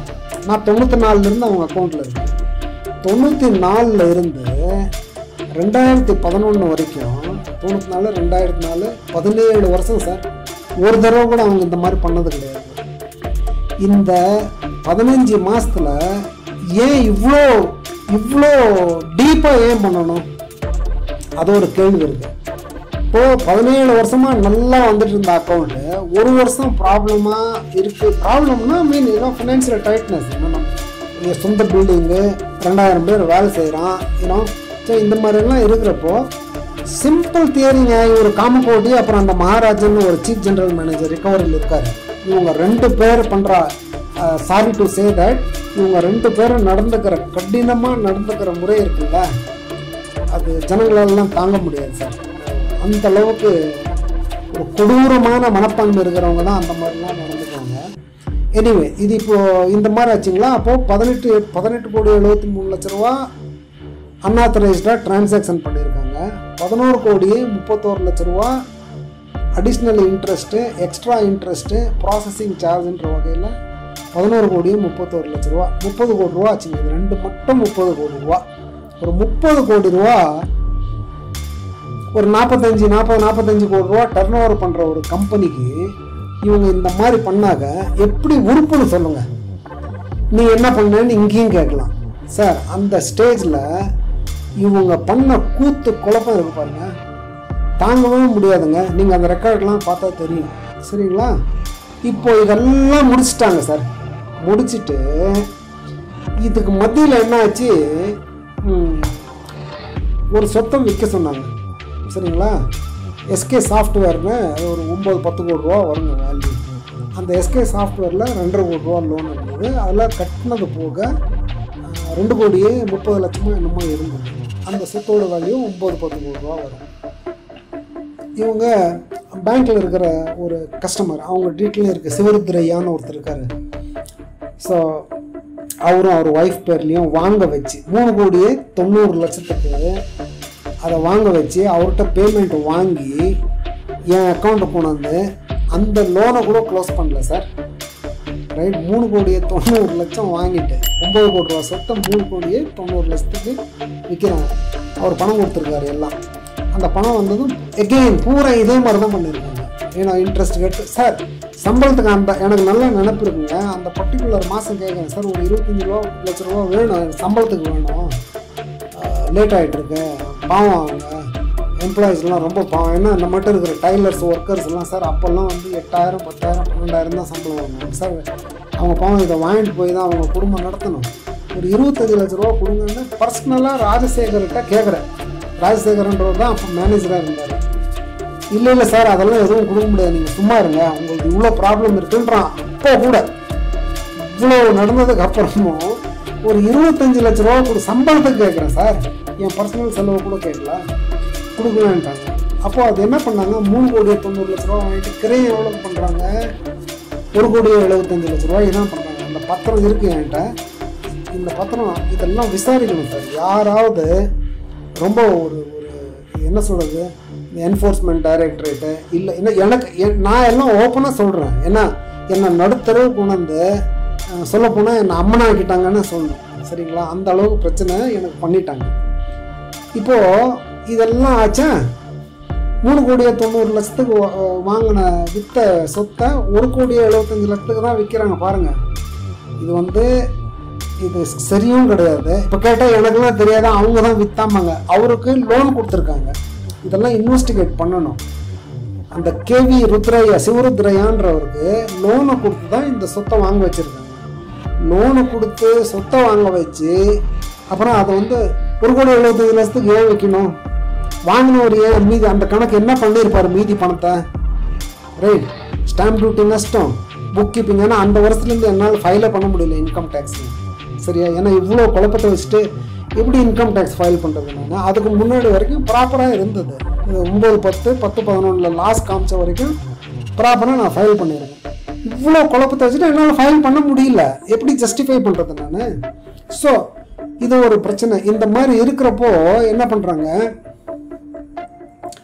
12ஆம் மாதம் 2011 வருஷம் இவங்க என்ன பண்ணுறாங்க, லெட்டர் ஒன்று அனுப்புகிறாங்க. இந்த மாதிரி அவுட்ஸ்டாண்டிங் இருக்கிறது எல்லாம் ரீபே பண்ணுங்க உடனே அப்படின்னு. அதாவது என்பிஏ பண்ணுறதுக்கு ஸ்டெப் எடுக்கிறாங்க. இப்போது 15/12/2011 ரீகால் நோட்டீஸ்ன்னு சொல்லுவாங்க. அது டெக்னிக்கலி ரீகால் நோட்டீஸ் அனுப்பிச்சு எப்போ வரைக்கும், 24/12/2011, 15/12 எங்கே 24, 9 நாள் டைம் கொடுக்குறாங்க. 9 நாளைக்கு எவ்வளோ, 26-27 கோடி ரூபா கிளைம் பண்ணுறாங்க. சரிங்களா, நான் அதுக்கு லெட்டர் அனுப்புகிறேன். 29/12 நான் அனுப்புகிறேன். என்ன அனுப்புகிறேன், ரிப்ளை அனுப்புகிறேன் அவங்களுக்கு. இதெல்லாம் இந்த மாதிரி டிஃபிகல்ட்டி இருக்குது, எனக்கு பிஸ்னஸும் இல்லை, குளோபல் எக்கனாமிக் ஸ்லோ டவுன் இருக்குது, லாஸ் யூஸ் ஆகிருக்கு. இப்போ போய் ரீகால் பண்ணால் எப்படி? நான் ஹெல்ப் கேட்டேன், எனக்கு நீங்கள் ஹெல்ப் பண்ணணும், ரீஸ்ட்ரக்சர் பண்ணணும், அடிஷ்னல் ஃபண்டிங் பண்ணுங்க அப்படின்னு கேட்குறேன். காது கொடுத்து கேட்கல. அப்புறம் 5 ஜனவரி 2012 அவங்க ரெஃப்யூஸ் பண்ணுறாங்க. இது நான் அனுப்பிச்ச ரிப்ளைக்கு அதெல்லாம் கொடுக்க முடியாது, நீ அக்கௌண்ட்டை செட்டில் பண்ணுன்ட்டான் ஒரே வார்த்தையில். சரியா, இதான் 5/1/2012 நடந்தது. நான் 19/1/2012 இப்போ தான் அந்த எஸ்கே சாஃப்ட்வேர் இதெல்லாம் முடிச்சுட்டு தான் இந்த எஸ்கே சாஃப்ட்வேர் 3,90,00,000 ரூபா சொன்னால அது ஜனவரி இந்த லெட்டர் அனுப்பிச்சிட்டு ப்ரெஷர் கொடுக்குறாங்க எனக்கு. நீ பாரு இதெல்லாம் பண்ணு, இல்லைன்னா உனக்கு தொந்தரவாயிடும், என்பி ஆயிடுச்சுன்னா அப்படின்னு சொல்லி அந்த எஸ்கே சாஃப்ட்வேர் ப்ராப்பர்ட்டி விற்கிறதுக்கு 3,90,00,000 ரூபா இது ஜனவரியில் பண்ணுறாங்க. வாங்கி தான் அது என்னாச்சுன்னு நான் சொன்னேன். சரிங்களா, அப்புறம் February 2 நான் திருப்பியும் ஃபர்ம் ஒரு ரிப்ளை அனுப்புகிறேங்க. ஒரு ஷார்ட் டேர்ம் லோன் கொடுங்க, நீங்கள் எதுவுமே கொடுக்கல எனக்கு ரிலீஃபு, இவ்வளோலாம் பண்ணியிருக்கீங்க, கொஞ்சம் additional working capital short time loan வேணும் அப்படின்னு கேட்குறேன். 6/2 2012 15/2/2012 ரிப்ளை அனுப்பாமல் நேராக என்பிஏ லெட்டர் அனுப்புகிறான். நான் பெர்ஃபார்மிங் அசட்டுன்னு சொல்லிட்டு 26 கோடியே சில்லர் ரூபா எல்லாம் சேர்த்து. ஸோ கொடுத்து கடைசியாக இருந்தது 16 கோடி ரூபா லோன். பாருங்கள் எப்படி இருக்குன்னு. 16 கோடி ரூபா லோன் எப்போ கொடுக்குறான், 31 மே 2011 கொடுத்துட்டு 16 கோடி ரூபா. இவன் இந்த என்பிஏ பண்ணுறப்போ 15/2/2012 எத்தனை மாதம் ஆச்சுங்க லோனுக்கும் இதுக்கும்? மேலிருந்து ஜனவரி வரைக்கும். மேலிருந்து ஜனவரி வரைக்கும்னா 6-7 மாதம், 8 மாதத்தில் 26 கோடி ரூபா. 16 கோடி ரூபா இருந்தது, 26 கோடியே சில்லர் கேட்குறான். ஸோ இப்போது இன்னொரு அடிஷ்னலாக 10 கோடி ரூபா பெனால்ட்டி இன்ட்ரெஸ்ட்டு, காம்பவுண்டிங் இன்ட்ரெஸ்ட்லாம் போட்டு 26 கோடி ரூபா அனுப்புகிறாங்க. இப்போது 15/2/2012 என்பிஏ பண்ணியிருக்கான். 27/2 பாருங்கள். அதுக்கப்புறம் டக்க நம்ம ஃபோன் யாரும் அட்டன் பண்ணல, பேங்க் மேனேஜர் பேசுறது இல்லை, நாம் ஃபோன் பண்ணாலும் இன்னும் எடுக்கிறது இல்லை, போய் பார்த்தாலும் பேசுறது மூஞ்சி கொடுத்து பேசுறது இல்லை, அப்பாயின்மெண்ட் கொடுக்கறது இல்லை. ஸோ 27 ஃபெப்ரவரிக்கு சர்ஃபாசி நோட்டீஸ் 13/2 அனுப்புகிறான். இது மாதிரி உங்கள் அக்கௌண்ட் வந்து என்பி ஆகிடுச்சு, சர்ஃபாசி நோட்டீஸ் வந்து நீங்கள் பணத்தை பூரா திருப்பி கொடுக்கணும்னு சொல்லி கேட்டு ஓஏ போடுறாங்க. ரெண்டு கோர்ட்டில் போடுறாங்க. இங்கே பெங்களூரில் டிஆர்டியில் 2 ஓஏ போடுறாங்க. அதாவது என் கம்பெனியும் எஸ்கே சாஃப்ட்வேர் தான். எஸ்கே சாஃப்ட்வேர் தான் அந்த 390 விற்றாங்கல்ல, அந்த லோனை கூட க்ளோஸ் பண்ணியிருந்தால் அந்த ஒரு கேஸ்லையாவது நான் மீந்திருப்பேன். இவங்க எல்லாம் லைவாக வச்சுக்கிறாங்க சார். இவங்க பணத்தை சார் வேவர வீட்டில் பிடுங்கிறது லாபம்ன்ற மாதிரியே தான் இவங்க பண்ணுறாங்க. ஸோ 2 ஓஏ இங்கே போடுறாங்க. நிவாஸ் ஃபேப்ஸை கனெக்ட் பண்ணி மதுரையில் ஒரு ஓஏ போடுறாங்க. அவங்களுக்கும் என்பிஏ பண்ணிட்டாங்க. பாவம், எந்த பாவமும் செய்யாதவங்க, எந்த பெனிஃபிட்டும் அடையாதவங்க, அவங்களும் இதில் இழுத்து கொக்கி போட்டு ஓஏ ஒன்று மதுரையில் நிவாஸ் ஃபேப்ஸுக்கு எகென்ஸ்டாகவும் போட்டுறாங்க. சார் 3 ஓஏ இருக்குது சார். இப்போது நான் நடுத்தரவுக்கு வந்துட்டேன். இப்போ ஃபேக்ட்ரி என்னால் நடத்த முடியாது.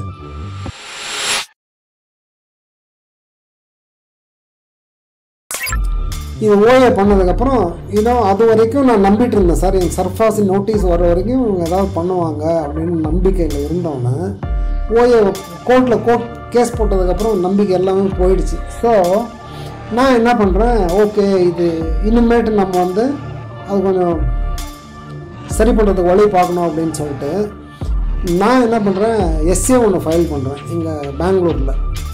எஸ்ஏன்னா அது நாம் போடுறது பேங்க் மேலே, ஓஏன்றது பேங்க் வந்து நம்ம மேலே போடுறது, எஸ்ஏன்றது நாம் பேங்க் மேலே போடுறது. ஸோ இது நான் போட்டு அது நடந்துட்டு இருக்கிறப்பயே என்ன பண்ணுறாங்க, சேலத்தில் இப்போ என்ன இங்கே இருக்கிற ப்ராப்பர்ட்டி இங்கே இவங்ககிட்ட தான் இருக்குது சொத்து.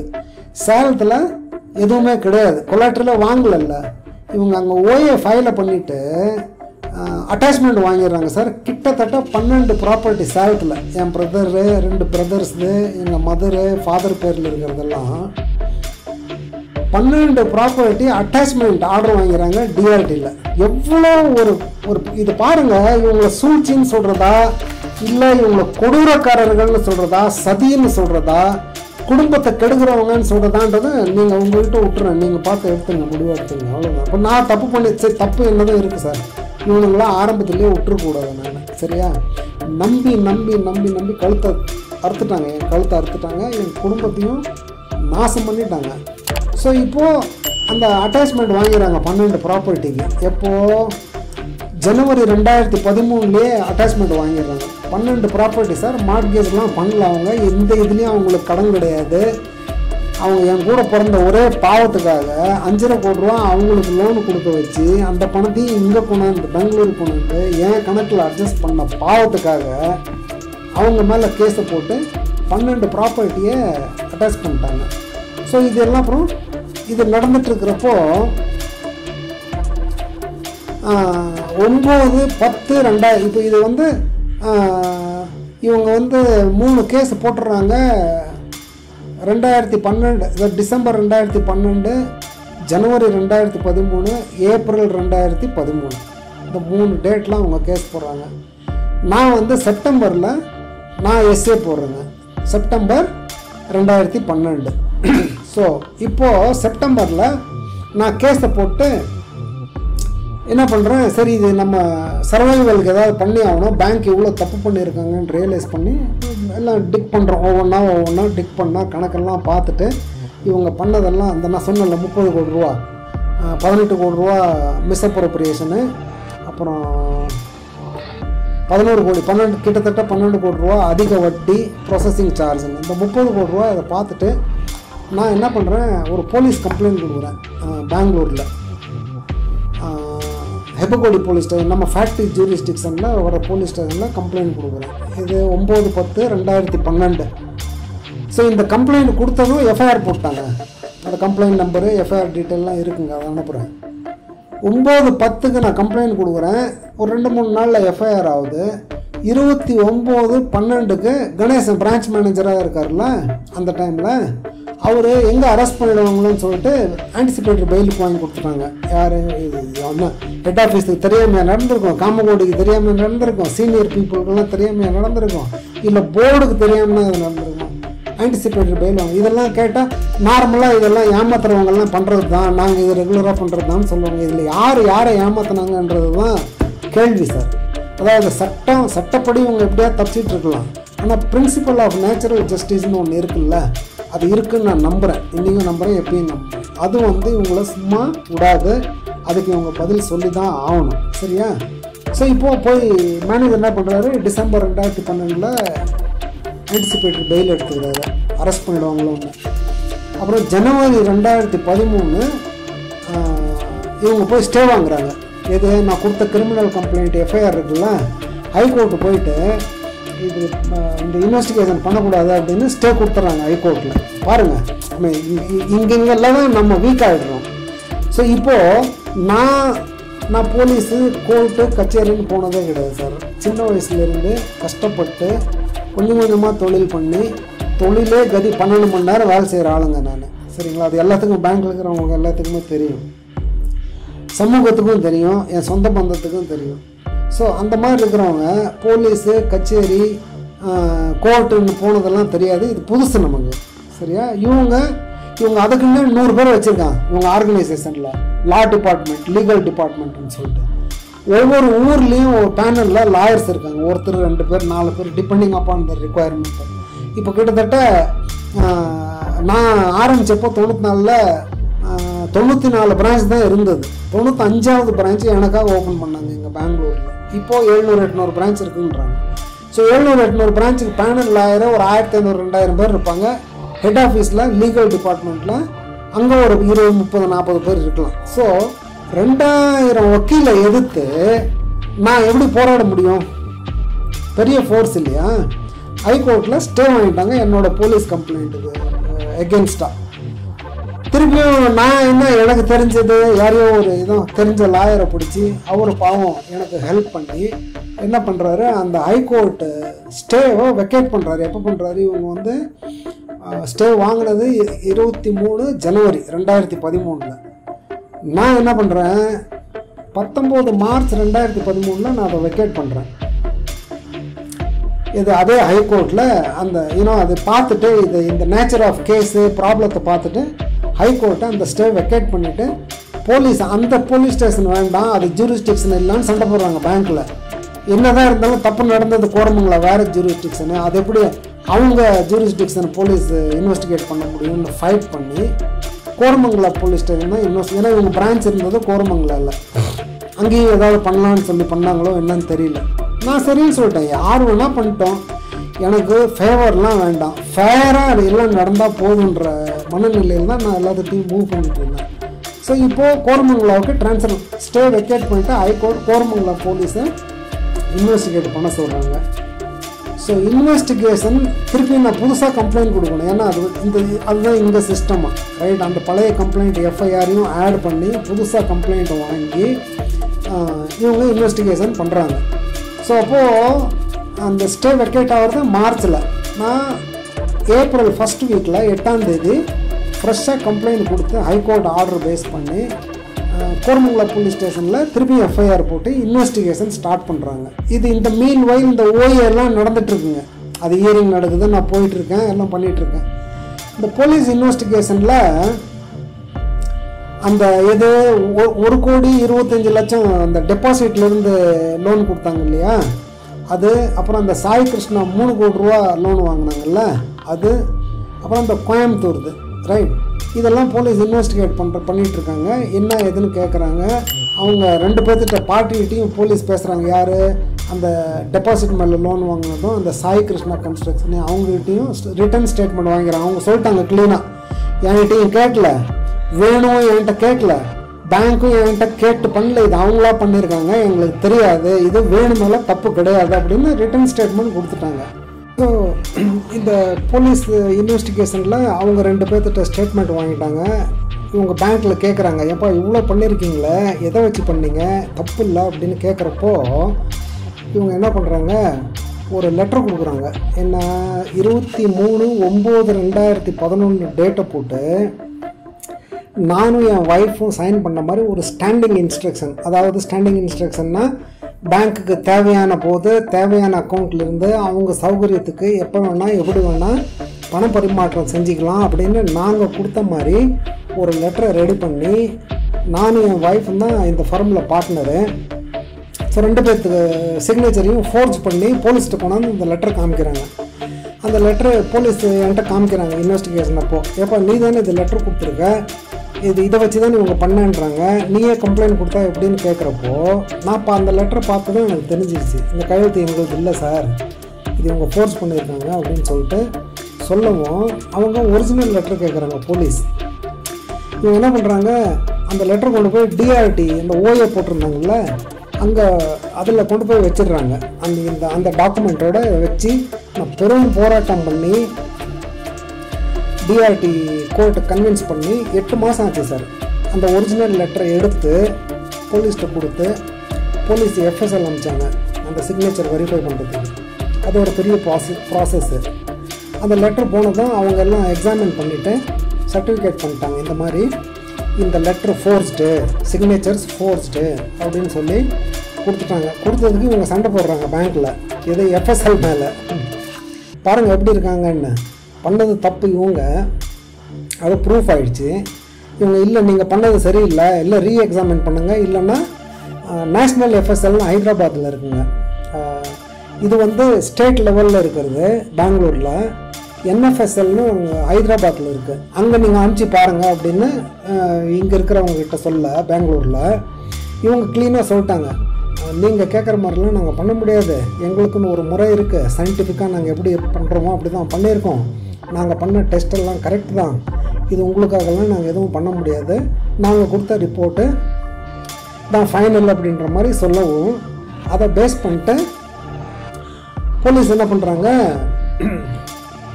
அவங்க இது எஃப்எஸ்எல் கொடுத்த ரிப்போர்ட்டை வச்சுட்டு மீதி இன்வெஸ்டிகேஷன் பண்ணி அவங்க கொடுத்த ரிட்டன் ஸ்டேட்மெண்ட்லாம் வச்சு சார்ஜ் ஷீட் போடுறாங்க. எப்போ சார்ஜ் ஷீட் போடுறாங்க, கோரமங்கல போலீஸ் வந்து 25 ஜனவரி 2014, அதாவது அக்டோபர் 7/10/2013 எஃப்எஸ்எல் இது கொடுக்குறாங்க சர்டிஃபிகேட்டு ஃபோர்ஸ்டுன்னு 7/10/2013. அப்புறம் 25/1/2014 மீதி இன்வெஸ்டிகேஷன்லாம் பண்ணிவிட்டு இவங்க சார்ஜ் ஷீட் போடுறாங்க.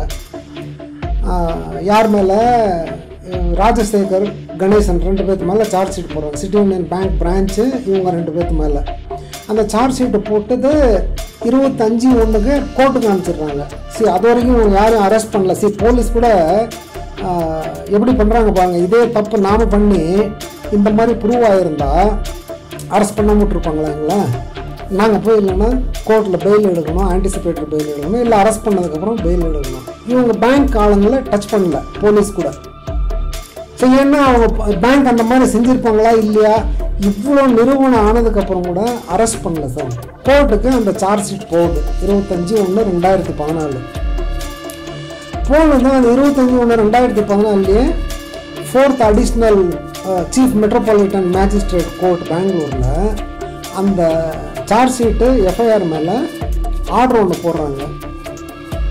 அந்த ஆர்டர் என்ன போடுறாங்க, கணேசன் வந்து ஏதாவது ஆன்டிசிபேட்டரி பெயில் எடுத்துட்டார்ல, இவர் ராஜசேகருக்கு NBIW நான் பெயிலபிள் வாரண்ட் போட்டு ஆர்டர் போட்டாங்க கோர்ட்டில் 25/1/2014. இப்போ 31/1/2014 என்ன ஆகுது, நான் போட்ட இந்த ஓஏ இருக்கு இல்லையா, எஸ்ஏ நான் போட்டேன்ல பேங்க் எதிராக, அதை டிஆர்டி டிஸ்மிஸ் பண்ணிவிடுது. ஸோ இவங்க கோர்ட் வந்து அரெஸ்ட் வாரண்ட் கொடுக்குது, டிஆர்டி என் கேஸை டிஸ்மிஸ் பண்ணிவிடுது. ஸோ இது 31/1/2014 டிஸ்மிஸ் ஆகுதுங்க டிஆர்டியில். 2 இந்த மேஜிஸ்ட்ரேட் கோர்ட்டு NBW இஷ்யூ பண்ணதுக்கப்புறம் ராஜசேகர் அப்ஸ்காண்ட் ஆகிடுறாரு, கிடைக்கல. கணேசன் இருக்கார், ஏன்னா ஆன்டிசிபேட்டரி பெயில் இருக்கிறதுனால. 2/2/2014 அந்த கோர்ட் ஆர்டர்லேருந்து 5 நாள் 6 நாளில் வரதன் அப்போது டிஜிஎம்மாக இருந்தார் ரிக்கவரியில் சிட்டி யூனியன் பேங்க்கில். அவரும் இந்த ராஜசேகரும் வரான். அப்போது வீட்டுக்கு வராங்க, விடிய காத்தாலும் வராங்க. சார் 7-8 மணிக்கு வந்து அமைதியாக உட்காந்து பேசி டிஃபன் சாப்பிட்டு, சார் தப்பு 2 பேர்த்து மாதிரியும் இருக்குது, நம்ம இது ஏன் பிரச்சனையை வளர்த்துக்கணும், நம்ம இதை செட்டில் பண்ணிக்கலாம் அப்படின்ற மாதிரி பேசி என்னை கன்வின்ஸ் பண்ணாங்க. ஸோ நான் நினச்சேன், சரி என்னத்துக்கு நமக்கு இது இத்தனை நாளாக இவ்வளோ பிரச்சனையை ஃபேஸ் பண்ணிட்டோம், இது ஏன் நம்ம தொடர்ந்து நம்ம இது நம்ம வேலையும் கிடையாது, கோர்ட்டு போலீஸ்ன்னு அலையிறது, நம்ம இதை பிரச்சனையை முடிச்சுட்டு அடுத்த வேலையை பார்ப்போம்னு சொல்லிட்டு அவங்க கொடுத்த ஆஃபருக்கு சரி சார் ஏதோ ஒன்று பண்ணுங்க அப்படின்னு சொல்லி அவங்க கேட்ட 26 கோடி ரூபாயில் இருந்து நான் அன்னைக்கு ஸ்டேஜுக்கு என்கிட்ட இருந்த கணக்கு வச்சு பார்த்து 18 கோடி ரூபா இருக்குது. 18 கோடி ரூபா நான் கொஞ்சம் டைம் கொடுத்தீங்கன்னா கட்டிடுறேன்னு சொல்லிட்டு எந்த தைரியத்தில் அதை சொன்னேன் அப்படின்னா, அது வரைக்கும் வியாபாரம்லாம் நின்றுடுச்சு, ஃபேக்ட்ரி க்ளோஸ் ஆகி ஒர்க்கர்ஸ் எல்லாம் ஸ்ட்ரைக் பண்ணி அது போலீஸ் வந்து அதாவது சார் இது இவ்வளோ பிரச்சனையெல்லாம் பார்த்ததுக்கப்புறம் ஒரு மனுஷன் வந்து உயிரோடு இருக்கான்னாவே அதே பெரிய விஷயங்க. அவ்வளோ தொந்தரவு கொடுத்துருக்காங்க. ஸோ இவங்க 4/2/2014 அன்றைக்கி அவர் வரதனும் இவங்க வந்து வீட்டில் பேசிட்டு போனதுக்கப்புறம் என்ன அங்கே வர சொல்கிறாங்க, இங்கே கும்பகோணத்துக்கு. அதாவது பாருங்கள் எவ்வளோ சீக்கிரம் பண்ணுறாங்கன்னு. 4/2 போகிறேன், 2/2 எங்கள் வீட்டுக்கு வராங்க, நீங்கள் அங்கே வாங்க ஹெட் ஆஃபீஸுக்கு வாங்கன்னு சொல்லிட்டு 4/2 என்னை கூப்பிட்றாங்க. அங்கே போனால் காமக்கோடி என்னை பார்க்க மாட்டேன்ட்டார். காமக்கோடி பார்க்காம இவர் மோகன்னு அப்போ ஜிஎம்மாக இருக்கார், இவர் வரதன் டிஜிஎம்மு, இவங்க 2 பேர் பேசி என்னை கூப்பிட்டு உட்கார வச்சு பேசி எப்படி பண்ணுறது ஏது பண்ணுறதுன்னு சொல்லி 18 கோடி ரூபாய்க்கு முடிச்சுட்டு 3 மாதம் தான் டைம் கொடுக்குறேன் அப்படின்னாங்க. நான் சார் 3 மாதம் முயற்சி பண்ணுறேன், இல்லைன்னா லேட்டானா எனக்கு எப்படின்னு தெரியல. இல்லை பரவாயில்ல 3 மாதம் போடுறோம், நீங்கள் அதை பார்த்து எதாவது ஒன்று பண்ணிடுங்க. ஏன்னா என்கிட்ட இருந்தது மீதி 2 ப்ராப்பர்ட்டியும் ரொம்ப நல்ல high value property sir, factory property. நான் ஃபேக்ட்ரி கூட விற்றுடலாம் அப்படின்னு முடிவு பண்ணிட்டேன். அன்றைக்கி தேதிக்கு 25 கோடி ரூபா, இன்றைக்கி அதை 40-50 கோடி ரூபா போகுங்க. சரி ஏதோ விற்று பண்ணிவிடுவோம் அப்படின்னு சொல்லிட்டு சரின்னு சொல்லிட்டு அப்புறம் அது ஒரு டிராஃப்ட் அனுப்புகிறாங்க. இவங்க இது 7/2/2014 அவங்களே எப்படியெல்லாம் எழுதணும் அப்படின்னு ஒரு டிராஃப்ட் அனுப்புகிறாங்க. என்ன சொல்லி அனுப்புகிறாங்க, நான் ரிக்வஸ்ட் பண்ணுற மாதிரி ஓடிஎஸ் இது அவங்க தான் வந்து கேட்டது, நான் ரிக்வஸ்ட் பண்ணுற மாதிரி அந்த மெயில் வரதன் அனுப்பிச்சிருக்காரு. அந்த ஃபார்மேட் அந்த மெயில் இன்றைக்கி என்கிட்ட இருக்குது, வரதன் டிஜிஎம் இருக்காரு, அவர் தான் அந்த ஃபார்மேட் அனுப்புகிறாரு இமெயிலில். அதை வச்சுட்டு அதில் என்ன சொல்கிறாங்கன்னா, நீ இன்னைக்கு இவ்வளோ கட்டணும், 18 கோடி ரூபா கட்டிடணும், அப்புறம் இந்த கிரிமினல் கேஸை வாபஸ் வாங்கிக்கணும். இது இந்த கோர்ட் ஆர்டர் போட்டுடுச்சு இல்லையா, இந்த நான் பெயிலபிள் வாரண்ட் போட்டுருச்சுல்ல, அந்த கேஸை நீ வாபஸ் வாங்கிக்கணும். வாங்கிட்டு நீ இந்த பணத்தை கட்டினா நாங்கள் அதுக்கப்புறம் இந்த 3 கேஸையும், அதாவது எங்கள் பெங்களூரில் போட்ட 2 டிஆர்டி இது, மதுரையில் போட்ட 1 டிஆர்டி இது, நாங்கள் அதை வாபஸ் வாங்கிக்கிறோம்னு சொல்லி நானும் நல்ல எண்ணத்தோடு தான் அப்போவும் நல்ல எண்ணத்தோட அந்த லெட்டர் எழுதி, இப்போ இதில் வந்து இதுலேயும் அவங்கள யாரையும் சேலத்துக்காரங்கள சம்மந்தப்படுத்தலை, யார் நிவாஸ் பேப்ஸ் ஓடிஎஸில். ஏன்னா ஓடிஎஸ் எல்லாம் சேர்ந்து தானே போடணும். அந்த ஓடிஎஸில் நானும் என் ஒய்ஃப் மட்டும்தான் போட்டிருக்கோம். அதாவது பெங்களூர் சம்மந்தப்பட்ட பர்சன்ஸ் தான் அதில் கையெழுத்து போட்டு ரிக்வஸ்ட் கொடுக்குறோம். சேலத்துக்கு அவங்களுக்கு தெரியாது இது கூட. ஸோ இவங்க அதை வாங்கிட்டு இவங்க அக்செப்டன்ஸ் கொடுக்குறாங்க. எப்போ கொடுக்குறாங்க, நான் 7/2/2014 கொடுக்குறேன், 17/2/2014 அவங்க கொடுக்குறாங்க. யார், பேங்க் அது கன்ஃபர்மேஷன் கொடுக்குறாங்க. இந்த மாதிரி நீ கொடுத்துருந்த இதை நாங்கள் ஒத்துக்கிறோம், ஆனால் நீ அந்த கிரிமினல் கம்ப்ளைண்ட்லாம் வாபஸ் வாங்கிக்கணும் அப்படின்ற மாதிரி சொல்லி அந்த கன்ஃபர்மேஷன் லெட்டர் வருது 17/2. அப்புறம் 26/2 ஃபைனல் பண்ணுறாங்க. இந்த 26/2 ஃபைனலாக கொடுக்குற லெட்டருக்கு முன்னாடி என்ன பண்ணுறாங்க பாருங்கள். இதெல்லாம் சார் நம்ம அதாவது பேங்க்கெல்லாம் நம்பவே கூடாது சார். பேங்க்கில் இருக்கிறவங்க அவங்க சொல்கிறதெல்லாம், அதாவது என் கணக்குக்கு பர்சனலாக நீங்கள் கேட்டிங்கன்னா அவங்க பேசுகிறது வந்து ப்ராப்ளம் சால்வ் பண்ணுறேன்ற பேசுகிறதுல 95% பொய் தான் பேசுகிறாங்க. உங்களை நம்ப வச்சு கழுத்த இருக்கிற மாதிரியே தான் அவங்க டீல் பண்ணுறாங்க. என்னை பொறுத்த வரைக்கும் என் கேஸில் நடந்தது. ஸோ 26/2/2014 ஓடிஎஸ் கன்ஃபர்மேஷன் கொடுக்கறதுக்கு முன்னாடியே ஹைகோர்ட்டில் ஒரு 2-3 இது போடுறாங்க, ரிட் பெட்டிஷன் போடுறாங்க. எதுக்கு, இது வந்து ஸ்டே பண்ணணும், இந்த கோர்ட் ஆர்டர் என்பிடபிள்யூசி பண்ணுறது ஸ்டே பண்ணணும், அதை குவாஷ் பண்ணணும் அப்படின்னு அதுவும் மூவ் பண்ணிகிட்டே இருக்காங்க. நான் சொல்லி லெட்டர் கொடுத்ததுக்கப்புறம் கூட நம்பாமல் இவங்க இது மூவ் பண்ணிகிட்டே இருக்காங்க சைடில். எனக்கு தெரியாது, அது அப்புறம் தான் தெரிய வந்தது.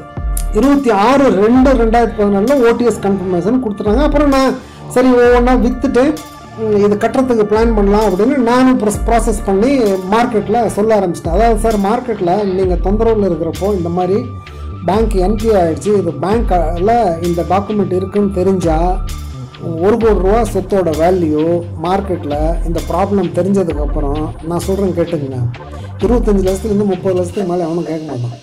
அதுதான் உண்மை. ஸோ என்கிட்ட இருக்கிற சொத்து 45 கோடி ரூபா சொத்து 18 கோடிக்கு எவ்வளோ சிரமப்பட்டு விற்றுருக்கேன் பாருங்கள். இவங்க கொடுத்ததுக்கப்புறம் ஆச்சா, நான் இதுக்கப்புறம் என்ன பண்ணிட்டேன், விற்கிறதுக்கு ப்ராசஸ் பண்ணிட்டேன். 25/6 அதாவது பிப்ரவரி மாதம் ஓடிஎஸ் கன்ஃபார்ம் ஆகுது.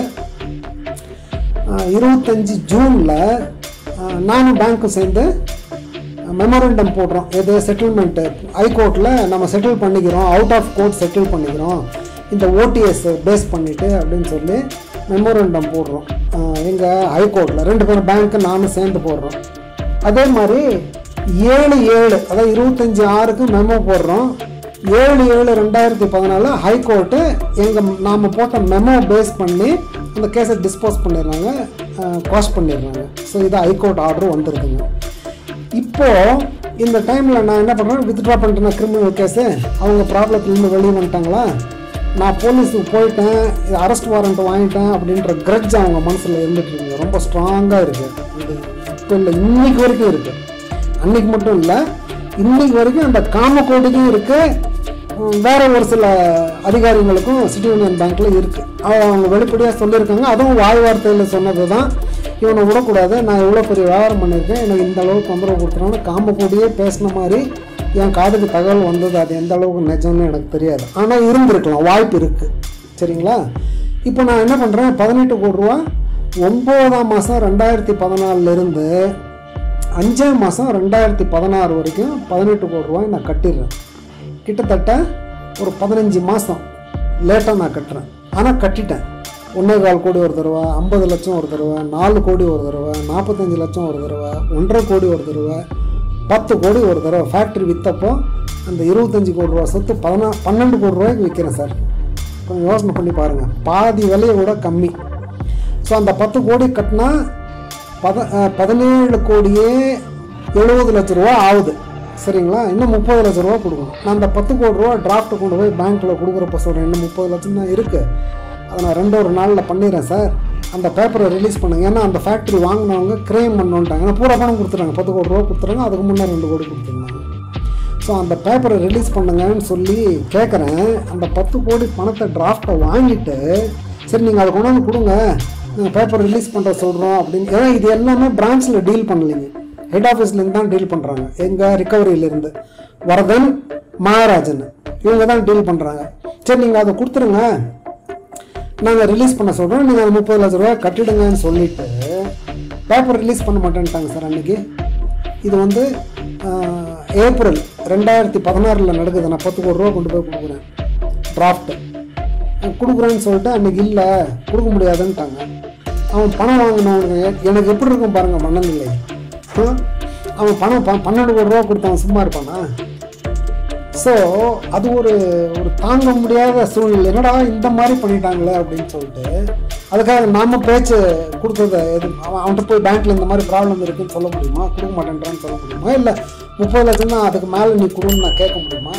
அது நல்லாவும் இல்லைல்ல. ஸோ நான் என்ன பண்ணுறேன், ஜுவல்ஸு நான் போட்டிருந்தது, என் ஒய்ஃப் போட்டிருந்தது சார். இப்போ சொல்கிறேன் சார், என் ஒய்ஃபோட தாலி கொடியை கூட விற்றுட்டு 30 லட்சத்தை கொண்டு போய் அன்றைக்கி கட்டுறேன். நான் நகையை விற்று, இருந்த நகை எல்லாத்தையும் விற்றுட்டு 30 லட்ச ரூபாயை கட்டிட்டு அந்த பேப்பர் நான் வாங்குகிறேன். வாங்கிட்டு வந்துட்டு அது கிரையெல்லாம் பண்ணி கொடுத்துட்டேன். இதெல்லாம் பண்ணதுக்கப்புறம் அவங்க என்ன பண்ணுறாங்க, ஒரு லெட்டர் கொடுக்குறோம், இந்த மாதிரி நீ ஓடிஎஸ் சொன்ன டைமுக்கு கட்டலை, அதனால் அது நாங்கள் வாய்ட் பண்ணுறோம், அது வேலிட் இல்லை அப்படின்னு சொல்கிறாங்கல்ல. எனக்கு அதை பார்த்ததுமே என்னடா இந்த மாதிரி சொல்கிறாங்களேன்னு நான் ஒரு லெட்டர் கொடுக்குறேன். சார் இது நீங்கள் பண்ணாதீங்க, நான் பணம் கட்டிகிட்ருக்கேன், கட்டிட்டேன், இப்போது நீங்கள் இப்போ போய் இதெல்லாம் பண்ணிங்கன்னா அது எப்படி சரியில்லை அப்படின்றேன். அப்போ ஃபோனில் பேசுகிறப்போ சொல்கிறாங்க, இல்லை சார் இதெல்லாம் ப்ரொசீஜர் இல்லை, நீங்கள் போட்டு கட்டிடுங்க, இது ப்ரொசீஜர்லாம் நாங்கள் பண்ணுறது தான் அப்படின்னு சொல்லி அப்பையும் சமாதானப்படுத்துகிறாங்க. ஒரு அதாவது என்ன மாதிரி கேனத்தனமாக யாராவது இருக்க முடியுமான்னா, நான் சார் நியாயமாக உள்ள மாதிரி ஒரு தொந்தரவு வேணாம், நம்ம பாட்டுக்கு நம்ம பொழப்ப பார்ப்போம்னு நினச்சது கிடைச்ச தண்டனை இன்னி வரைக்கும் நான் அனுபவிச்சுட்ருக்கேன் இந்த பேங்க்கால். சரிங்களா? இப்போ அந்த லெட்டர் வந்தது, இல்லாத ப்ரொசீஜரை தான் நீங்கள் கட்டுங்கன்னு சொல்கிறாங்க. நான் கட்டிட்டேன். சரியா?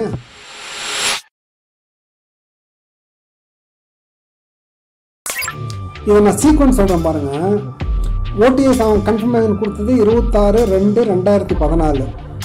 நான் கிரிமினல் கேஸ் வித்ட்ரா பண்ணது 25/6, 4 மாதம் கழிச்சு. ஏன்னா அது ப்ராசஸே அந்த அளவுக்கு ஆகிடுது. நான் எதுவுமே பண்ணல, அவங்கள தொந்தரவு பண்ணணுன்னு நினைக்கல. சரி இது முடியுதுன்னு விட்டேன்.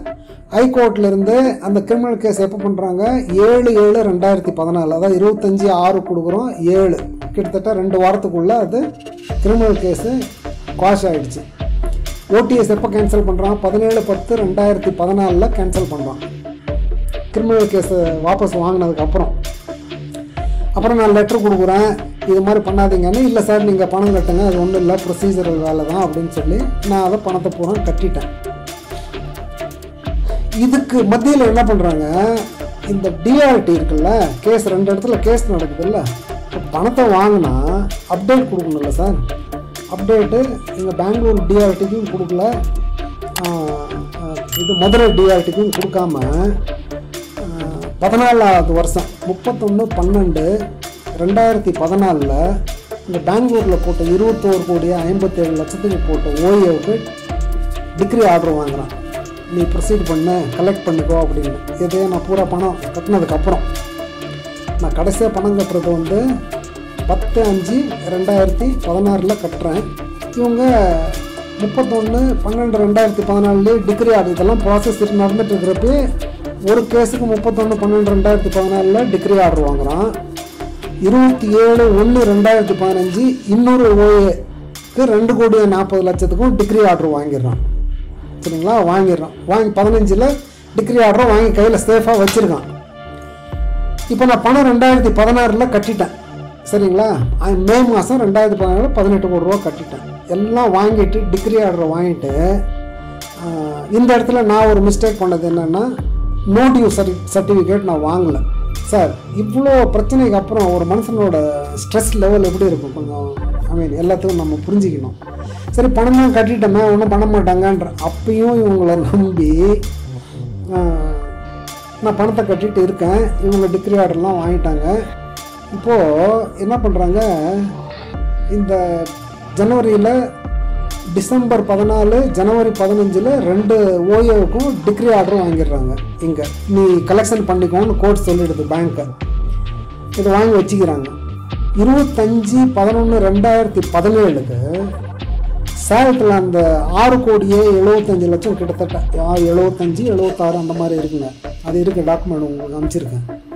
25/11/2017 அங்கே எக்ஸ்பார்ட்டி ஆர்டர் வாங்குறான். இங்கே டிஆர்டி மதுரையில். எக்ஸ்பார்ட்டி ஆர்டர்னா என்ன, இல்லை நீ இதையும் நீ ரிகவர் பண்ணிக்கோ, 6,76,00,000 பண்ணிக்கோ அப்படின்னு. ஸோ இப்போ எங்கே இருக்கேன் நான், 21,57,00,000, 2,40,00,000, அப்புறம் 6,76,00,000. அதாவது அவங்க ஒரிஜினலாக அவங்க சர்ஃபாசி ஆக்டில் கேஸ் போட்டாங்கல்ல, 26 கோடியே சொல்கிறேன், 21, 23, 24, 24, 6, 30 கோடி, 31 கோடி ரூபா கலெக்ட் பண்ணிக்கோ அப்படின்னு கோர்ட்டுகிட்டையும் ஆர்டர் வாங்கிடுறாங்க சார். வாங்கி வச்சுருக்காங்க இப்போ. சரிங்களா? ஸோ நான் அவங்க பண்ண இத்தனை மிஸ்அப்ரோப்ரியேஷனு, கிரிமினல் கண்டக்டு, ரைட், ரூத்லெஸ் பிஹேவியரு, ஒரு பைசா கூட கொடுத்து ஹெல்ப் பண்ண நினைக்காதது, அதுக்கப்புறமும் ஓடிஎஸ் போட்டது, கிரிமினல் கேஸ் வாபஸ் வாங்கினது, நான் பணம் அதுக்கப்புறம் 18 கோடி ரூபா எல்லா சொத்தையும் விற்று 18 கோடி ரூபா கட்டினது எல்லாம் பண்ணிவிட்டு 25/11/14 சேலத்து மேலே இவங்க போகிறாங்க. ஏன்னா இங்கே சொத்தெல்லாம் விற்று தான் நான் கட்டியிருக்கேன். 45 கோடி ரூபா சொத்தை 18 கோடிக்கு விற்று கட்டிட்டேன். இப்போ என்கிட்ட எதுவும் கிடையாது. இப்போது சேலத்துக்கு மேலே போகிறானுங்க. இதுக்கு எல்லாத்துக்கும் காரணம் என்ன, கோவம். இவன் போலீஸுக்கு போயிட்டான், அரெஸ்ட் வாரண்ட் வாங்கிட்டான்ற ஒரு காரணம் தான் சார், வேறுலாம் எந்த காரணமும் கிடையாது எனக்கு தெரிஞ்சு. சரியா? ப்ளஸ் இவங்க எக்ஸ்ட்ராக்ட் பண்ணணுன்னு தான், அதை பணம் பிடுங்கணும். சொன்ன மாதிரி வேறு வீட்டில் பிடுங்கிறது லாபம்ன மாதிரி இவங்க 5 பைசா கூட நஷ்டப்படுறதுக்கு ரெடி கிடையாதுங்க. ஒரு கிளைண்ட்டுக்கு உதவி பண்ணணுன்ற மனப்பான்மையும் கிடையவே கிடையாது. ஸோ இப்போ இந்த 25/11/2017 சேலத்துக்கு எகென்ஸ்டாக ஆர்டரை வாங்கிட்டு அந்த காப்பி எனக்கு வருது. அந்த காப்பி வந்ததும் அதில் என்ன சொல்கிறாங்க, அந்த ஆர்டர்லேயும் எந்த சொத்தை சொல்கிறாங்க, நான் பெங்களூரில் தானே மார்ட்கேஜ் பண்ணது தானே எக்ஸ்டெண்ட் பண்ணியிருக்கேன் அந்த சேலத்தோட லோனுக்கும், நீ அந்த ப்ராப்பர்ட்டியை விற்று ரிகவர் பண்ணிக்கோ அப்படின்றாங்க. வேற 12 ப்ராப்பர்ட்டி அட்டாச் பண்ணி வச்சுருக்கான் முதல்லையே. அதை வந்து இந்த ஆர்டரில் சொல்லலை கோர்ட்டு. ஏன்னா இவன் தான் பணம் வாங்காதுன்னு சொல்லலை, எதுவுமே சொல்லலை பேங்க்கு கோர்ட்டுக்கு, எந்த கோர்ட்டுக்குமே சொல்லலை, இன்றைக்கி வரைக்கும் சொல்லலைங்க. இந்த கேஸ்லாம் நடந்து எவ்வளோ 10-12 வருஷம் ஆகுது. இன்றைக்கி வரைக்கும் இந்த டிஆர்டிக்கும் சொல்லலை, பெங்களூரும் சொல்லலை, மதுரை டிஆர்டியும் சொல்லலை. இப்போ மதுரையிலேருந்து ஜூரிஸ்டிக்ஷனுக்காக கோயம்புத்தூர் மாற்றிட்டாங்க சேலத்து கேஸை. அது மாற்றி கேஸ் நம்பர் மாறி இருக்கு, அதெல்லாம் நான் டீட்டெயில் கொடுக்குறேங்க. எங்கேயும் சொல்லாமல் வாங்கிட்டான் இப்போ இந்த ஆர்டர். அந்த ஆர்டர்லேயும் பெங்களூர் ப்ராப்பர்ட்டி தான் விற்று வாங்கணும்னு சொல்லிட்டாங்க. அந்த பெங்களூர் ப்ராப்பர்ட்டி விற்று தான் நான் பணம் கட்டியிருக்கேன். ஸோ இப்போ என்ன பண்ணுவான், இன்னும் 2 ப்ராப்பர்ட்டி அதில் ஆட் பண்ணியிருந்தான். அந்த 2 ப்ராப்பர்ட்டி பெங்களூரில் இருந்தது. நான் பிஸ்னஸ் பண்ணிகிட்டு இருக்கிறப்பயே அந்த லோனை க்ளோஸ் பண்ணி வாங்கி அதை எப்பயோ விற்றுட்டேன். இவங்க வந்து இந்த என்பிஏ பண்ணுறதுக்கு முன்னாடி ஒரு சில வருஷத்துக்கு முன்னாடியே ரிலீஸ் பண்ணி அதை நான் விற்றுட்டேன். அந்த சொத்து யாரோ இப்போ அந்த சொத்து மேலேயும் ஆர்டர் வாங்கியிருக்கேன், அதையும் விற்று நீ பண்ணிக்கோ அப்படின்னு. எப்படி இருக்கு பாருங்க. இப்போ எப்படி அந்த டீட்டெயில் எப்படி கொடுத்துருப்பான், அது யார் வெரிஃபை பண்ணால், கோர்ட் எப்படி அதை ஒத்திச்சு, எப்படி அது மேலே ஆர்டர் போட்டாங்க தெரியல, எனக்கு தெரியல. ஸோ வாங்கிட்டான். இப்போது அதை வாங்கினதுக்கப்புறம் நான் ஷாக் ஆகிட்டேன். அதை பார்த்துட்டேன். அந்த ஆர்டர் வர்ற அன்றைக்கி நான் சேலத்துலாம் ஏதோ வேலைக்காக போயிருந்தேன். ஏன்னா ஆடிட்டர் ஆஃபீஸ்க்கு போயிட்டு உட்காந்துருந்தேன். இந்த ஆர்டர் வந்ததும் நான் பார்த்துட்டு ஷாக் ஆகிட்டு, இவர் ஜிஎம் வந்து இப்போ மகாராஜன் தான் ரெக்கவரியில் சிட்டி யூனியன் பேங்க் ஜிஎம்மாக இருந்தவர் மகாராஜன். நான் உடனே அவருக்கு ஃபோன் அடிக்கிறேன். சார் என்ன சார் இவ்வளோலாம் நடந்திருக்கு, நீங்கள் திடீர்னு இதுக்கு எக்ஸ்பர்ட் ஆர்டர் வாங்கியிருக்கீங்க, என்ன சார் இது எனக்கு பயமாக இருக்குன்னு கேட்குறேன். நான் ஃபோன் பண்ணிட்டேன். சொல்கிறாரு மகாராஜன், ஆமாங்க இது கட்டணும்ல, நீங்கள் கட்டினதெல்லாம் பெங்களூருக்கு தானே கட்டியிருக்கீங்க, என்ன சார் இப்படி சொல்கிறீங்க, ஏன் இதெல்லாம் அநியாயமாக இருக்குது அப்படின்றதுக்கு, இங்கே பாருங்கள் நீங்கள் கட்டிட்டீங்கல்ல, நீங்கள் நவுந்துங்க சரியா, நாங்கள் அவங்கக்கிட்ட வசூல் பண்ணிக்கிறோம். இதே வார்த்தையே சொன்னார். நான் இப்போ இந்த வார்த்தை சொல்கிறதெல்லாம் அவங்க ஒத்துக்கிறாங்களோ இல்லை அது அஃபீஷியலாக ஏற்றுக்கவும் முடியாது. ஆனால் நடந்தது இதுதான் நிஜம். இது நான் என்ன எவ்வளோ ஆனஸ்ட்டாக சொல்கிறோமோ அவ்வளோ ஆனஸ்ட்டாக சொல்கிறேன். ஏன்னா சத்தியம் கித்தியெல்லாம் பண்ணுறதெல்லாம் இப்போல்லாம் அதுக்கு கூட வேல்யூ இருக்கிற மாதிரி தெரியல சார். ஸோ நீ நவுந்துக்கோ, நான் அவங்கக்கிட்ட வசூல் பண்ணுறேன்னு இப்படியே பேசினாரு அந்த மகாராஜன். சரியா, சரி. ஓ இது இது இது வந்து ரொம்ப ஓவராக பாருங்கள் எப்படி, அதாவது இது இந்த கழுத்துக்கு மேலே வந்து தலைக்கு மேலே போயிடுச்சுங்க. இந்த சூழ்நிலையில் நான் இருக்கேன். நான் உடனே என்ன பண்ணுறேன், எங்கள் அண்ணன்கள்லாம் சண்டை போட ஆரம்பிச்சிட்டாங்க. ஏன்னா நீயும் பிரச்சனையில் இருக்க, எங்களையும் மாட்டை விட்டு இந்த மாதிரி சித்திரவதை பண்ணிகிட்டு இருக்கேன்ற மாதிரி மனஸ்தாபம் வந்துருக்கு எனக்கும் என் பிரதருக்கும் எங்கள் அம்மாவுக்கும். இப்போ அவங்க என்கிட்ட பேசுறதில்லை, டச்சில் கூட இல்லை. அந்த அளவுக்கு குடும்பத்தையும் கெடுத்து குட்டிச்சவராக்கி வச்சுருக்காங்க. ரைட், ஒரு சாவுக்கு ஒரு சந்தோஷத்துக்கு கூட நம்ம கலந்துக்கிற மாதிரி இல்லைங்க. ரொம்ப அந்யோன்யமாக இருப்போம் நாங்கள் அண்ணன் தம்பிங்க 3 பேருமே. ஏன்னா ஒட்டுக்கா ஒருத்தர் சார்ந்து தான் வியாபாரம் பண்ணிகிட்டு இருந்தோம். ஆரம்பத்தில் ஒட்டுக்கா பண்ணோம், அதுக்கப்புறம் ஒருத்தர் சார்ந்து வியாபாரம் பண்ணிகிட்டு இருந்தோம். சரிங்களா, இப்போது அதையும் முடிஞ்சது. அந்த எப்போ சேலத்தில் அந்த லோனை கொடுத்து என்பிஏ பண்ணாலும் அப்போவே அவங்களும் வியாபாரத்தை நிறுத்திட்டாங்க சார். அந்த வருஷத்துலேருந்து அவங்களும் பண்ணல. சரியா, ஸோ இப்போ நான் என்ன பண்ணுறேன், லாயர்கிட்ட பேசிட்டு ஓடுறேன் சார், மதுரைக்கு ஓடிட்டு அவர்கிட்ட இப்போ ஒரு லாயரை பார்த்து சார் இந்த மாதிரி எல்லாம் இருக்குன்னு சொல்லவும் அவர் ஒரு ஐடியா சொன்னார். இல்லை இவங்க பண்ணுறது சரியில்லை. ஸோ என்ன சொன்னார், செட்டசைடு பெட்டிஷன் போடலாம் அப்படின்னு சொல்கிறாரு. ஸோ என்ன பண்ணுறேன் நான் இப்போது அந்த எக்ஸ்பர்ட்டி ஆர்டர் மேலே 22 ஜனவரி, அதான் ஆர்டர் எப்போ வருது, 25 November 2017 ex parte order Salem Nivas fax மேலே வருது. நான் அது டைம் இருக்குது, அந்த 90 நாளைக்கு உள்ளே போடணும் அப்படின்ற மாதிரி இருக்கிறதுனால பரவாயில்ல, உடனே போயிட்டு சார் அந்த டைமில் என் ஜோக்கில் ஒரு 1000-2000 கூட இல்லைங்க.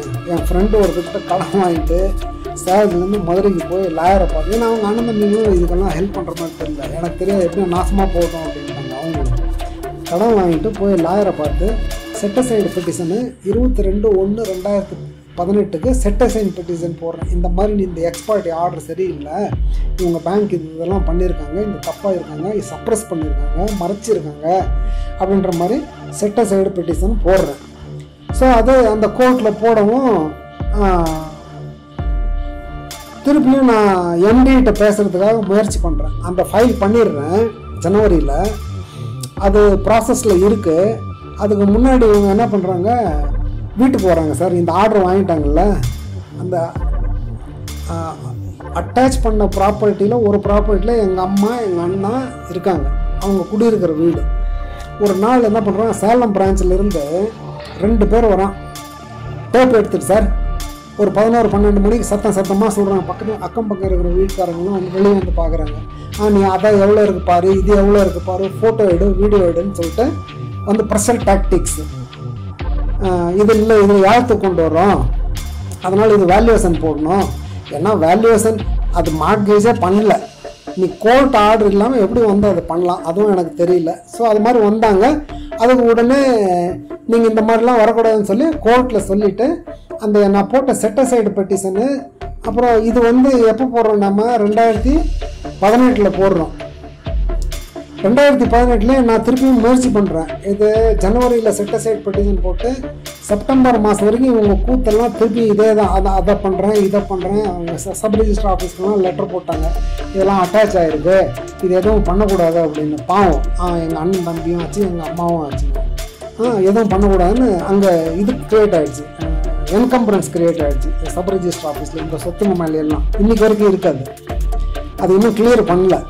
ஸோ நான் அப்புறம் செப்டம்பர் மாதம் அதான் ரொம்ப ட்ரை பண்ணுறேன். அதுக்கப்புறம் இவங்ககிட்ட பேசுகிறதுக்கு மகாராஜன்ட்டையும் சரி, காமகோட்டிகிட்டையும் சரி, வர்தன்ட்டையும் சரி, யாரும் பேச மாட்டேன்றாங்க. சார் இல்லை என்பிஏ பார்ட்டிகிட்டலாம் பேச மாட்டார் காமகோடின்றாங்க. அப்போ என்பிஏ ஆன பார்ட்டியை காமகோடி சிஇஓ எம்டி சிஇஓ பார்க்க மாட்டாராம்.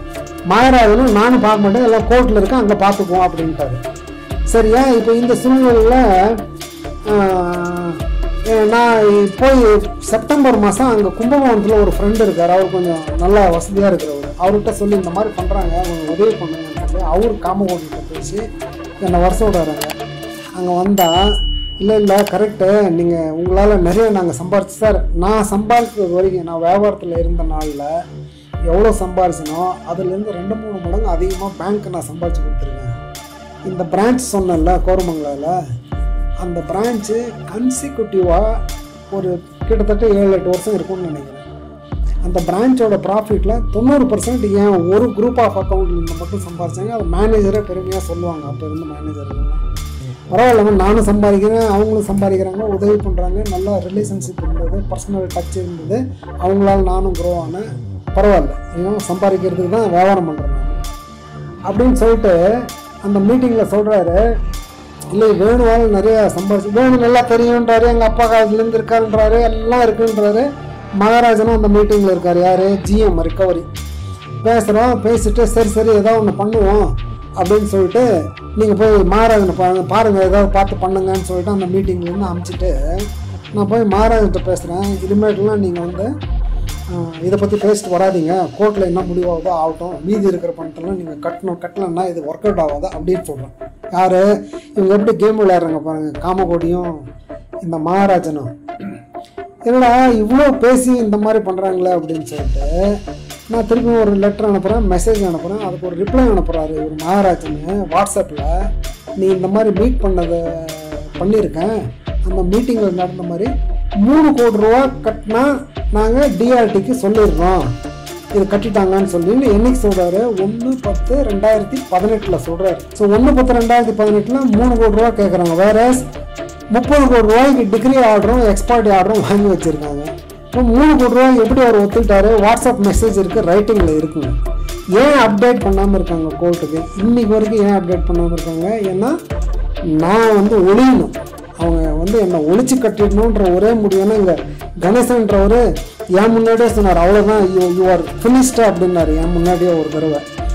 ஸோ இப்போ என்ன பண்ணுறாங்க, இது கோர்ட்டுக்கும் அப்டேட் பண்ணல. இந்த சிபில்லாம் பார்த்தீங்கன்னா எல்லா லோனும் அப்படியே இருக்குது சார். கிட்டத்தட்ட 50-60 கோடி ரூபாய்க்கு நான் கடன் வாங்கின மாதிரி இருக்குது, சிபில் ஸ்கோர் என்னவா இருக்கும் பாருங்கள். இவ்வளோ பிஸ்னஸ் பண்ணிவிட்டு இவ்வளோ பணம் சம்பாரித்து இவ்வளோ பணம் எல்லாத்துக்கும் சம்பாரித்து கொடுத்து இன்றைக்கி என்னோடய நிலைமை கோர்ட்டில் நான் கடங்காளி, பேங்க்குக்கு சிபிலில் என்னோடய ஸ்கோர் 0. அப்படி தான் இன்றைக்கி வரைக்கும் இருக்குங்க. ஸோ இது 3 கோடி ரூபா கட்டினா விட்டுறோன்னு சொல்லி 1/10/2018 மகாராஜா வாட்ஸ்அப் மெசேஜ் அனுப்புகிறாரு. நான் அப்புறம் என்ன பண்ணுறேன், அதெல்லாம் கட்ட முடியாது, என்கிட்ட பணமே கிடையாது, நீங்கள் என்னமோ பண்ணுங்க சார், இன்னும் என் உயிர் ஒன்று தான் இருக்குது, சரியா, அதை வேணா கொடுக்குறதுன்னா கொடுக்குறேன், என்கிட்டலாம் பணம் கிடையாது.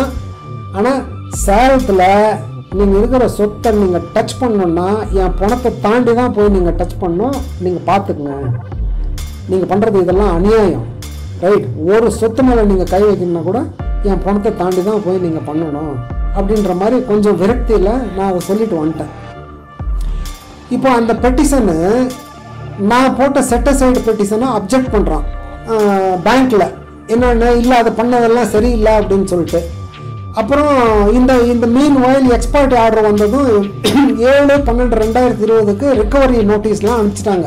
ஏன்னா எக்ஸ்பர்ட் ஆர்டர் போட்டால் அது ரிகவரி நோட்டீஸ்லாம் அனுப்பணும். அந்த ரிகவரி நோட்டீஸ்லேயும் நான் பெங்களூரில் என்ன ப்ராப்பர்ட்டி வச்சுருந்தேனோ அதை ரிகவர் பண்ணணுன்னு தான் நோட்டீஸ் வருது. அதில் 3 ப்ராப்பர்ட்டி விற்று கட்டிட்டேன். 2 ப்ராப்பர்ட்டி அந்த என்பிஏ பண்ணுறதுக்கு பல வருஷத்துக்கு முன்னாடியே விற்ற ப்ராப்பர்ட்டிங்க, அதையும் தப்பாக கோர்ட்டில் இவங்க பேங்க் சொல்லியிருக்காங்க. ஸோ அந்த ரிகவரி ஆஃபீஸர்கிட்டருந்து ஆர்டர் வருது. நான் வந்து ஒரு இது ஃபைல் பண்ணுறேன் ரிகவரி ஆஃபீஸருக்கு, ஒரு ஸ்டே பெட்டிஷன் போடுறேன். யார்கிட்ட, ரிகவரி ஆஃபீஸர்கிட்ட. அதை இந்த சேல் நோட்டீஸ் வந்து இது மாதிரி வந்தது செல்லாது, இந்த மாதிரிலாம் பேங்க் பண்ணியிருக்காங்க, இது நீங்கள் சேலுக்கு அலோவ் பண்ணக்கூடாதுன்னு 7/12/2020 போடுறேன். அப்புறம் அப்போ தான் அந்த கொரோனா எல்லாம் வந்து உச்சத்தில் இருக்குங்க.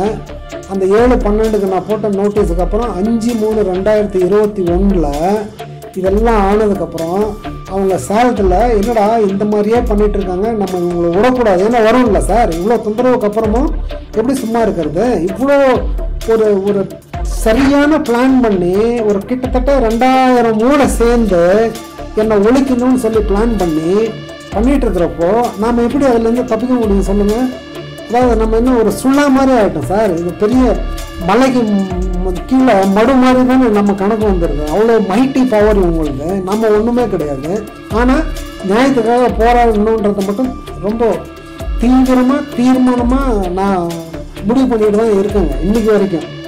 ஸோ இப்போ கூட அதை நான் கடைசியில் என்னன்னு சொல்கிறேன், என்ன முடிவுரையில். ஸோ நான் அதை போட்டுட்டு அந்த ரிகவரி ஆஃபீஸரை அப்ஜெக்ஷன் போட்டோம், சரிங்களா. போட்டதுக்கப்புறம் 5/3/2021 இது சரியில்லை இவங்க பண்ணுறதெல்லாம் சொல்லிட்டு 5/3/2021 எங்கள் அம்மா 82 வயசுங்க அவங்களுக்கு. இப்போ வந்து 2021 82ன்னா இப்போ இன்னும் 4 வருஷம் 85-86 வயசு ஆகுது பார்த்துங்க. அவங்க ஒரு கம்ப்ளைண்ட் போலீஸ்க்கு கொடுக்குறாங்க, கிரிமினல் கம்ப்ளைண்ட்டு. எதுக்கு? அந்த 3.5 கோடி இதெல்லாம் கதை சொல்லிட்டு இந்த 3.5 கோடி ரூபா லோனே எங்களுக்கு வந்து இவங்க வேணும்னே பிளான் பண்ணி தான் பண்ணியிருக்காங்க. பண்ணிவிட்டு 2 கோடி ரூபாயும் அங்கே தான் கொண்டு போனாங்க, 3 கோடி ரூபாயும் அங்கே தான் கொண்டு போனாங்க. நாங்கள் அதுலேருந்து 5 பைசா கூட யூஸ் பண்ணல. அப்படியே சட்டப்பிரகாரம் அந்த 2 கோடி ரூபா நம்ம செக்கு கொடுத்துருந்தா அதை ஒத்துக்கிறதா இருந்தால் என்ன நியாயம், சட்டம் அதுதான் சொல்லும், நீ செக் கொடுத்துருக்கலன்னு சொல்லும், சரியா. 3.5 கோடி ரூபா எப்படி நீங்கள் அமிச்சிங்க? இவங்க இல்லீகலாக அதை வந்து கையாடல் பண்ணியிருக்காங்கன்னு எங்கள் அம்மா ஒரு கம்ப்ளைண்ட் கொடுக்குறாங்க 5/3/2021 கமிஷனருக்கு. அந்த 5/3/2021 மார்ச் 21 கொடுத்த கம்ப்ளைண்ட்டுக்கு ஆகஸ்ட் 21 பாருங்கள், 3ஆம் மாதத்துலேருந்து 8ஆம் மாதம் 4, 5, 6, 7, 8 6 மாதம் கழித்து அது வரைக்கும் இவங்க சார் இது பேங்க் எகென்ஸ்டாக நீங்கள் எங்கே போனாலும் சரியா உங்களை தாங்க குற்றவாளியாக நினைப்பாங்க. அவன் பேங்க்லாம் பண்ண மாட்டான்னு தான் நினச்சிட்ருக்காங்க. அதுதான் பெரிய தப்பு சமூகம் செய்கிறதும் சரி, வேறு ஃபாரம்ஸ் பண்ணுறதும் அதே தான். பேங்க்கா பண்ண மாட்டாங்கப்பா, பேங்க் என்ன எப்படி பண்ணுவாங்க?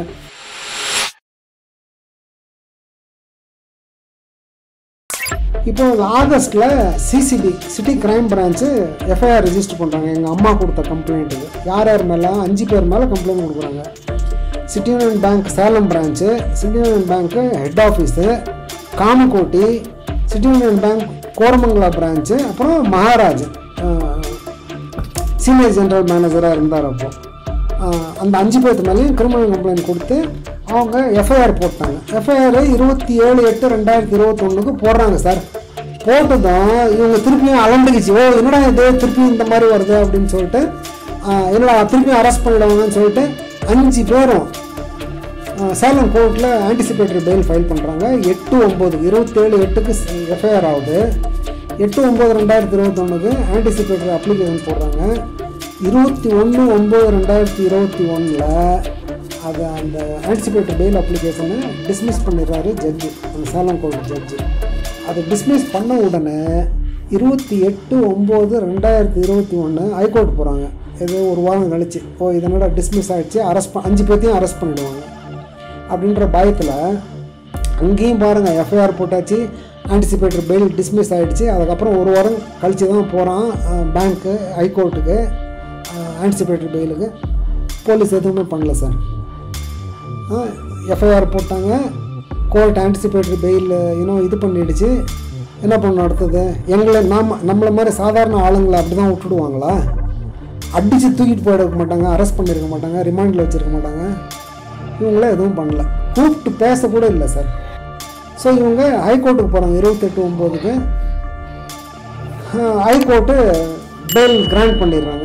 இங்கே தான் நம்ம வீக் ஆகிடுறோம். ஏன்னா எவ்வளோ சார் 2000 மூளை, ஏன்னா 1500 வக்கீலுங்க, பேங்க் ஆஃபீஸர்ஸ் 200-300 பேர், இவங்கெல்லாம் சேர்ந்து அத்தனை மூளை வேலை செய்கிற இடத்துல ஏன் ஒரு மூளை எப்படி வேலை செய்ய முடியும் சொல்லுங்கள்? எப்படி ஜெயிக்க முடியும்? அந்த நிலைமை தான் எனக்கு, அந்த நிலைமை தான் என்ன மாதிரி பாதிக்கப்பட்ட ஒவ்வொரு கஸ்டமருக்கும் இருந்துகிட்ருக்குங்க. ஸோ இப்போது மெட்ராஸ் ஹைகோர்ட்டு பெயில் கிராண்ட் பண்ணிட்டாங்க.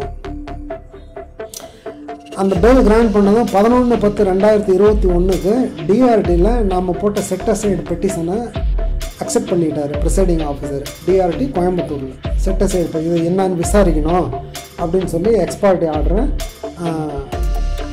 நாம் போட்ட அப்ஜெக்ஷனை அட்மிட் பண்ணிட்டார். இது 11/10/2021 நடந்தது. 25/10/2021 ரிக்கவரி ஆஃபீஸரு டிஆர்டியில் ஆர்டர் போடுறாங்க. இதை நம்ம அந்த அப்ஜெக்ஷன் போட்டிருந்தோம் இல்லையா, இந்த மாதிரி எக்ஸ்பர்ட்டி வந்துருச்சு, நீங்கள் சேல் நோட்டீஸ்லாம் இஷ்யூ பண்ணிட்டீங்க, இது சரியில்லை, இவங்க இந்த மாதிரி தப்பு பண்ணியிருக்காங்க, இந்த மாதிரி ஃப்ராடு பண்ணியிருக்காங்க, இந்த மாதிரி சப்ரஸ் பண்ணியிருக்காங்க, பணம் 18 கோடி வாங்கினது சொல்லவே இல்லைன்னு சொல்லி நம்ம அப்ஜெக்ட் பண்ணோம்ல. அதுக்கு 25/10/2021 ரிக்கவரி ஆஃபீஸர் க்ளீனாக சொல்லிட்டாங்க, நீங்கள் ரிக்கவரி ப்ரொசீடிங் பண்ணக்கூடாது, நிறைய கிரே ஏரியா இருக்குது, சப்ரஸ் பண்ணியிருக்கீங்க, இன்ஃபர்மேஷன் ஷேர் பண்ணல, பணம் வாங்கினதே எங்ககிட்ட சொல்லலை, அதனால் இதை நீங்கள் ப்ரொசீட் பண்ணக்கூடாது. இதை நான் அபேயன்ஸ்னால் அடுத்தது முடிவு எடுக்கிற வரைக்கும் அந்த ஆர்டர் அப்படியே பெண்டிங் இருக்கும், யாரும் எதுவும் டச் பண்ணக்கூடாது. இது ப்ரிசைடிங் ஆஃபீஸர் செட் அசைடு பெட்டிஷனை டிசைட் பண்ணுற வரைக்கும் இதை நான் அபேயன்ஸில் வைக்கிறேன்னு முடிச்சுட்டாங்க. யார்? Recovery officer. நீ எதுவும் மூவ் பண்ணக்கூடாது அப்படின்ட்டாங்க. சரியா? இப்போ இது பாருங்கள், இந்த சூழ்நிலையில் இருக்கிறப்ப கூட வீட்டை அளவு எடுத்து மெஷர்மெண்ட் எடுத்து நாங்கள் ஆக்ஷன் கொடுக்குறோம், ரிக்கவரி பண்ணணும் அப்படின்னு சொல்லிட்டு எவ்வளோ திமிர் இருந்தால், எவ்வளோ ஏமாளியாக எங்களெல்லாம் நினச்சிட்டு இருந்தால் பேங்க் எந்த தைரியத்தில் சார் பேங்க் இது பண்ணுறதுக்கு வாய்ப்பு இருக்குது? என்ன தைரியம்? பேங்க்ன்ற ஒரே ஒரு போர்வை தானே, ஒரே ஒரு ஷீல்டு தானே, என்ன இவ்வளோ தைரியம் கொடுத்துருமா? யார் வேணா இருக்கட்டும் சார், காமகோடு இருக்கட்டும், அவர் எவ்வளோ பெரிய ஆளாக வேணா இருக்கட்டும், ஒரு நியாயம் அது அப்படின்றது கொஞ்சம் சுத்தமாக இல்லாமல் போயிடுச்சு சார். இந்த அளவுக்கு மேனிப்புலேட் பண்ணுறது சிட்டி யூனியன் பேங்க் ஹிஸ்ட்ரியில் எனக்கு தெரிஞ்சு அதில் ஒரு 24 வருஷம், அங்கே ஒரு 6 வருஷம், 30 வருஷத்தில் நான் பார்த்ததில் இந்த காமகோடு வந்ததுக்கப்புறம் பண்ணுறது பூராமே அநியாயமாக தான் எனக்கு தெரியுதுங்க, ஒரு மனிதாபிமற்ற செயலாக தான் தெரியுது. ஸோ இது இப்போது டிஆர்டியில் ரிக்கவரி ஆஃபீஸரு ஸ்டே கொடுத்துட்டாரு, நீ எல்லாம் ப்ரொசீட் பண்ணக்கூடாது அப்படின்னு. உடனே பேங்க்கு 25/10/2021 ஆர்டர் போகிறாங்க ரிக்கவரி ஆஃபீஸரு. 23/11 பேங்க் உடனே அப்பீல் போகிறான் அந்த ஆர்டருக்கு எகென்ஸ்டாக. ரிக்கவரி ஆஃபீஸர் போட்ட ஆர்டர் சரியில்லை. அதாவது சார் அவங்களுக்கும் வேலை வேணும், ரைட்? இதுக்கெல்லாம் செலவு பண்ணுறது யார் பணத்தை? என்ன மாதிரி கிளைண்ட்டுக்கிட்ட இருந்து, என்ன மாதிரி கஸ்டமர்ஸ்லேருந்து சம்பாரித்த பணத்தை தானே செலவு பண்ணுறாங்க. இவங்க தாராளமாக ஆடம்பரமாக இவங்க சுற்றிட்டு திரியறதுக்கும் எங்கேருந்து பணம் வருது? பேங்க் பேரை சொல்லிட்டு செலவு எழுதுறதுக்கெல்லாம் யார்கிட்ட இந்த மாதிரி அநியாயம் பண்ணி சம்பாதிக்கிற பணத்தில் தான் இவங்க இந்த மாதிரி எல்லாம் செலவு பண்ணுறதும் பண்ணுறாங்க. இது செலவு நியாயமாக நடந்துட்டா நானும் உருப்படியாக இருந்திருப்பேன். இவங்க இந்த தேவையில்லாத செலவும் பண்ண வேண்டியதில்லை, அநியாயமாக நடந்துக்க வேண்டிய அவசியமும் இல்லை சார். அந்த அந்த நியாயத்தன்மைலாம் இவங்ககிட்ட இல்லை. அப்பீலுக்கு போகிறாங்க. இது அந்த ரிகவரி ஆஃபீஸர் அகேன்ஸ்ட்டு 23/11/2021 அப்பீல் போகிறாங்க. அதுக்கப்புறம் இவங்க என்ன பண்ணுறாங்க, எங்கள் அம்மா 26/11 இந்த பெயில் கொடுத்தாங்கல்ல ஹைகோர்ட்டில் இவங்களுக்கு, அதுக்கு எஸ்எல்பி போடுறாங்க. சுப்ரீம் கோர்ட்ஸு எங்கள் அம்மாவும் பாருங்க அந்த வயசுலேயும் எங்கள் அண்ணன் தம்பியும் எல்லாம் சேர்ந்து என்னடா இந்த அளவுக்கு கொடுமை நடந்திருக்கு, ஹைகோர்ட்டில் இவங்களுக்கு பெயில் கொடுத்துட்டாங்களே, என்ன நியாயம் இது? 3.5 கோடி ரூபா சார், 3.5 கோடி ரூபா. ஃபர்ஸ்ட் ஆஃப் ஆல் லோன் கொடுத்தது ஒரு கான்ஸ்பிரசி, ரைட், ஒரு சூழ்ச்சி. அந்த சூழ்ச்சி லோனை கொடுத்து பணத்தை பூரா அங்கே கொண்டு போயிட்டாங்க. நாங்கள் யூஸ் பண்ணவே இல்லை, சொல்லாமல் கொள்ளாமல் எடுத்துகிட்டு போயிருக்காங்க. இதெல்லாம் கவனிக்காமல் எப்படி கோர்ட்டு நியாயம், எப்படி பெயில் ஆர்டர் கொடுத்தாங்க? பெயில் ஆர்டர் கொடுக்கக்கூடாதுன்னு சுப்ரீம் கோர்ட்டு போகுது சார். சுப்ரீம் கோர்ட்டு போனால் அந்த கோர்ட்டில் இது 10 வருஷம் ஆயிடுச்சு, ஏன் 10 வருஷம் நீங்கள் சும்மா இருந்தீங்க, அதனால் பெயில் இருக்கட்டும், மீதி அவங்க விசாரிக்கட்டும் அப்படின்னு சொல்லிடுச்சு சுப்ரீம் கோர்ட்டு. அதை எஸ்எல்பியை அவங்க டிஸ்மிஸ் பண்ணிட்டாங்க. ஸோ சுப்ரீம் கோர்ட் வரைக்கும் போயும் ஜெயிக்க முடியலன்னு வச்சிங்களேன். அதாவது கன்சிடர் பண்ணலான்னு சொல்லுவேன் நான். அதாவது அந்த அந்த ஏன்னா ஒரு கிரிமினல் தப்பு யார் பண்ணாலும் சார் அதுக்கெல்லாம் ஏஜ் கிடையாது. இப்போ நீ 10 வருஷத்துக்கு முன்னாடி நடந்தது அப்படின்னா 10 வருஷத்துக்கு முன்னே ஒருத்தன் ஒரு கொலையை பண்ணிட்டாலோ இல்லை ஒருத்தன் திருடிட்டாலோ அதை தெரிய வந்தால் அதை பார்க்க மாட்டாங்களா? இதெல்லாம் எப்படி இன்ஃப்ளூயன்ஸ் பண்ணி எப்படி மேனிப்புலேட் பண்ணி பேங்க் கொண்டு போகிறான்றதுக்காக உதாரணத்துக்கு சொல்ல வரேன். ஸோ சுப்ரீம் கோர்ட் ஆர்டர் 26/11/2021 வருது. 2/2/22 சேலம் போலீஸு ஃபைலை க்ளோஸ் பண்ணுறாங்க. என்னன்னு சொல்லிட்டு, இது கிரிமினல் கிடையாது, சிவில் இன் நேச்சரு, ஃபர்தர் ஆக்ஷன் டிராஃப்ட், அது என்ன எஃப்ஏடின்னு சொல்கிறாங்க. ஃபர்தர் ஆக்ஷன் டிராஃப்ட்னு சொல்லிட்டு இதை கோர்ட்டை அந்த ஃபைலை க்ளோஸ் பண்ணிடுறாங்க கிரிமினல். இப்போ முடிஞ்சுதான் சேலம் கம்ப்ளைண்ட் கொடுத்தது. இப்போ நம்ம எங்கே போகிறது? இப்போது அந்த கம்ப்ளைண்ட் கொடுத்ததுக்கப்புறமும் அவங்க விடாமல் ப்ரொட்டஸ்ட் பெட்டிஷன் போடுறாங்க சேலத்தில். அந்த போலீஸ் க்ளோஸ் பண்ண ஃபைல் க்ளோஸர் எகெயின்ஸ்டாக ப்ரொட்டஸ்ட் பெட்டிஷன் போடுறாங்க. ப்ரொட்டஸ்ட் பெட்டிஷனு அங்கே ஜட்ஜுக்கும் ஒரு நியாயமாக மனசில் அவங்க வெளியே சொல்லணுன்னா கூட மனசில் தெரியல சார், என்னடா இது அப்பட்டமாக இருக்குது, 3.5 கோடி ரூபா கொண்டு போயிருக்காங்க, இங்கே ஜட்ஜு பெயிலும் கொடுக்கல, அதுக்கப்புறம் மேலே போயிருக்காங்க, பெயில் வாங்கியிருக்காங்க. இப்போ போலீஸ் க்ளோஸ் பண்ணுற போலீஸ் இது என்ன சார், இது என்ன சின்ன விஷயமா? அவங்களுக்கு தெரியாதா? 3.5 கோடி ரூபா என்ன, அது என்ன விசாரிக்காமல் தான் அவங்க எஃப்ஐஆர் போட்டிருப்பாங்களா? எஃப்ஐஆர் போட்டதுக்கப்புறம் க்ளோஸ் பண்ணியிருக்காங்க. இதெல்லாம் சட்டத்தில் இடம் இருக்கு அவங்களுக்கு. நம்ம சண்டை போடுறதுக்கு நமக்கு சக்தி வேணும், ஜெயிக்கிறதுக்கு திறன் வேணும் சார். நம்மளை மாதிரி ஆளுங்கள்லாம் சார் எனக்கு என்ன தோணுதுன்னா, நம்ம நாட்டில் நியாயமாக உழைச்சி சம்பாரித்து முன்னுக்கு வரணும்னு நினைக்கிறவங்க சர்வைவல் ரொம்ப டிஃபிகல்ட்டாக இருக்குங்க நம்ம தேசத்தில். என்னோட கேஸ் அதுக்கு ஒரு பெரிய உதாரணம். அதுக்கப்புறம் ப்ரொட்டஸ்ட் பெட்டிஷன் போடுறோம், பிப்ரவரி மாதத்துலேயே போடுறோம். அது கோர்ட் அதுவும் இல்லை, நாங்கள் போலீஸ் சொன்னது கரெக்டுன்னு சொல்லி முடிச்சிடுறோம். இதில் எல்லாத்துலேயும் சார் பெரிய கான்ஸ்பிரசி இருக்குன்றது என்னோடய பர்சனல் ஒப்பீனியன், ரைட்? ஏன்னா ஒரு இடத்துல கூடவா ஒருத்தர் கூட மனசாட்சி இல்லை இது நியாயம் அநியாயம் தெரியாமல் போயிடுச்சு. ஏன்னா ஒருத்தர் கூட அதை கவனிக்காமல் இவ்வளோ சீக்வன்ஸ் ஆஃப் இன்சிடென்ட்ஸ் நடக்குது. ஒரு இடத்துல கூட என்னது தப்பு கிடையாது. பேங்க்கு வேணும்னே ஒவ்வொரு இடத்துலையும் என்னை அடித்து ஒடுக்கணும், பணம் பிடுங்கணும், இவன் நாசமாக போனால் எனக்கு அதை பற்றி அவசியம் இல்லைன்னு சொல்லி ஒவ்வொரு செய்கையும் இருந்து ஒரு இடத்துல கூட ரிலீஃப் கிடைக்க மாட்டேது. இப்போ ஒன்று ஒட்டிகிட்டு இருக்கிறது என்னென்னா சார், டிஆர்டி கோயம்புத்தூரில் அந்த செட்டசைடு பெட்டிஷன். அது இப்போ என்ன ஆகுது, செட்டசைடு பெட்டிஷன் எப்போ நம்ம ஃபைல் பண்ணோம், 2021 பண்ணிட்டேன். இப்போ 3-4 வருஷம் ஆச்சுங்க. இன்றைக்கும் 6 மாதம் 8 மாதம் 4 மாதம் 3 மாதம்னு சொல்லி அட்ஜர்ன்மெண்ட்டு டேட் போட்டு வராங்க அப்போலேருந்து. இப்போ நான் கேட்குறேன், அவ்வளோ ஆக்ரோஷமாக எக்ஸ்பர்ட்டி ஆர்டரை வாங்கிட்டு ரிகவரி பண்ணியே தீருவேன், நீ நவுந்துக்கோ, நீ தான் கட்டிட்டல, நாங்கள் அவங்ககிட்ட வாங்கிக்கிறோன்னு சொல்லிட்டு எக்ஸ்பர்ட்டி ஆர்டரை வாங்கிட்டு வீட்டு பக்கம்லாம் அளவெல்லாம் எடுத்துகிட்டு விற்க போகிறேன், ஆக்ஷன் விட போகிறேன்னு சொன்ன நீங்கள் உங்கள் சைடில் நியாயம் இருந்தால் ஏன் இன்னைக்கு வரைக்கும் அதை இழுத்துட்ருக்கீங்க? 3-4 வருஷமாக ஏன் வெயிட் பண்ணுறீங்க? ஒன்றுமே பண்ணல, கோர்ட்டில் அட்ஜர்ன்மெண்ட், அவ்வளோதான். நாங்கள் போயிட்டே இருக்கோம், ஒவ்வொரு தேதிக்கும் அட்ஜர்ன்மெண்ட் போட்டே இருக்காங்க. யார் கேட்குறாங்கன்னு தெரியல. ஸோ அதான் அட்ஜஸ்ட்மெண்ட்டாக ஆகிட்டே இருக்குது. இன்னைக்கு ஸ்டேஜில் சார் 3 கேஸ் 18 கோடி ரூபா கொடுத்துட்டேன், என் சொத்தையும் விற்றுட்டேன், நான் நாசமாக போயிட்டேன், தொழிலும் போயிடுச்சு, 2-3000 பேர் வேலையும் போச்சு, ரைட். சேலத்தில் என் குடும்பத்துக்கும் எனக்கும் தகராறு வந்து பேச்சுவார்த்தை இல்லாமல் போயிடுச்சு, அவங்க தொழிலும் நின்று போச்சு, அவங்க பாடம் நாசமாக போச்சு, ரைட். இங்கே இப்போது 18 கோடியும் கட்டியாச்சு. கட்டினதுக்கப்புறம் இவ்வளோ சிரமத்தையும் அனுபவிச்சதுக்கப்புறம் இப்போ நிலைமை என்னன்னா, பெங்களூரில் 2 டிகிரி ஆர்டர் வாங்கினது எவ்வளோக்கு 21 கோடி 2 கோடி 23 24 கோடி ரூபா அவுட்ஸ்டாண்டிங் நான் கட்டுற மாதிரி சட்ட பிரகாரம் கோர்ட்டினுடைய நிலைமை பிரகாரமும் பெங்களூரில் நான் 24 கோடி ரூபா கட்டணும்.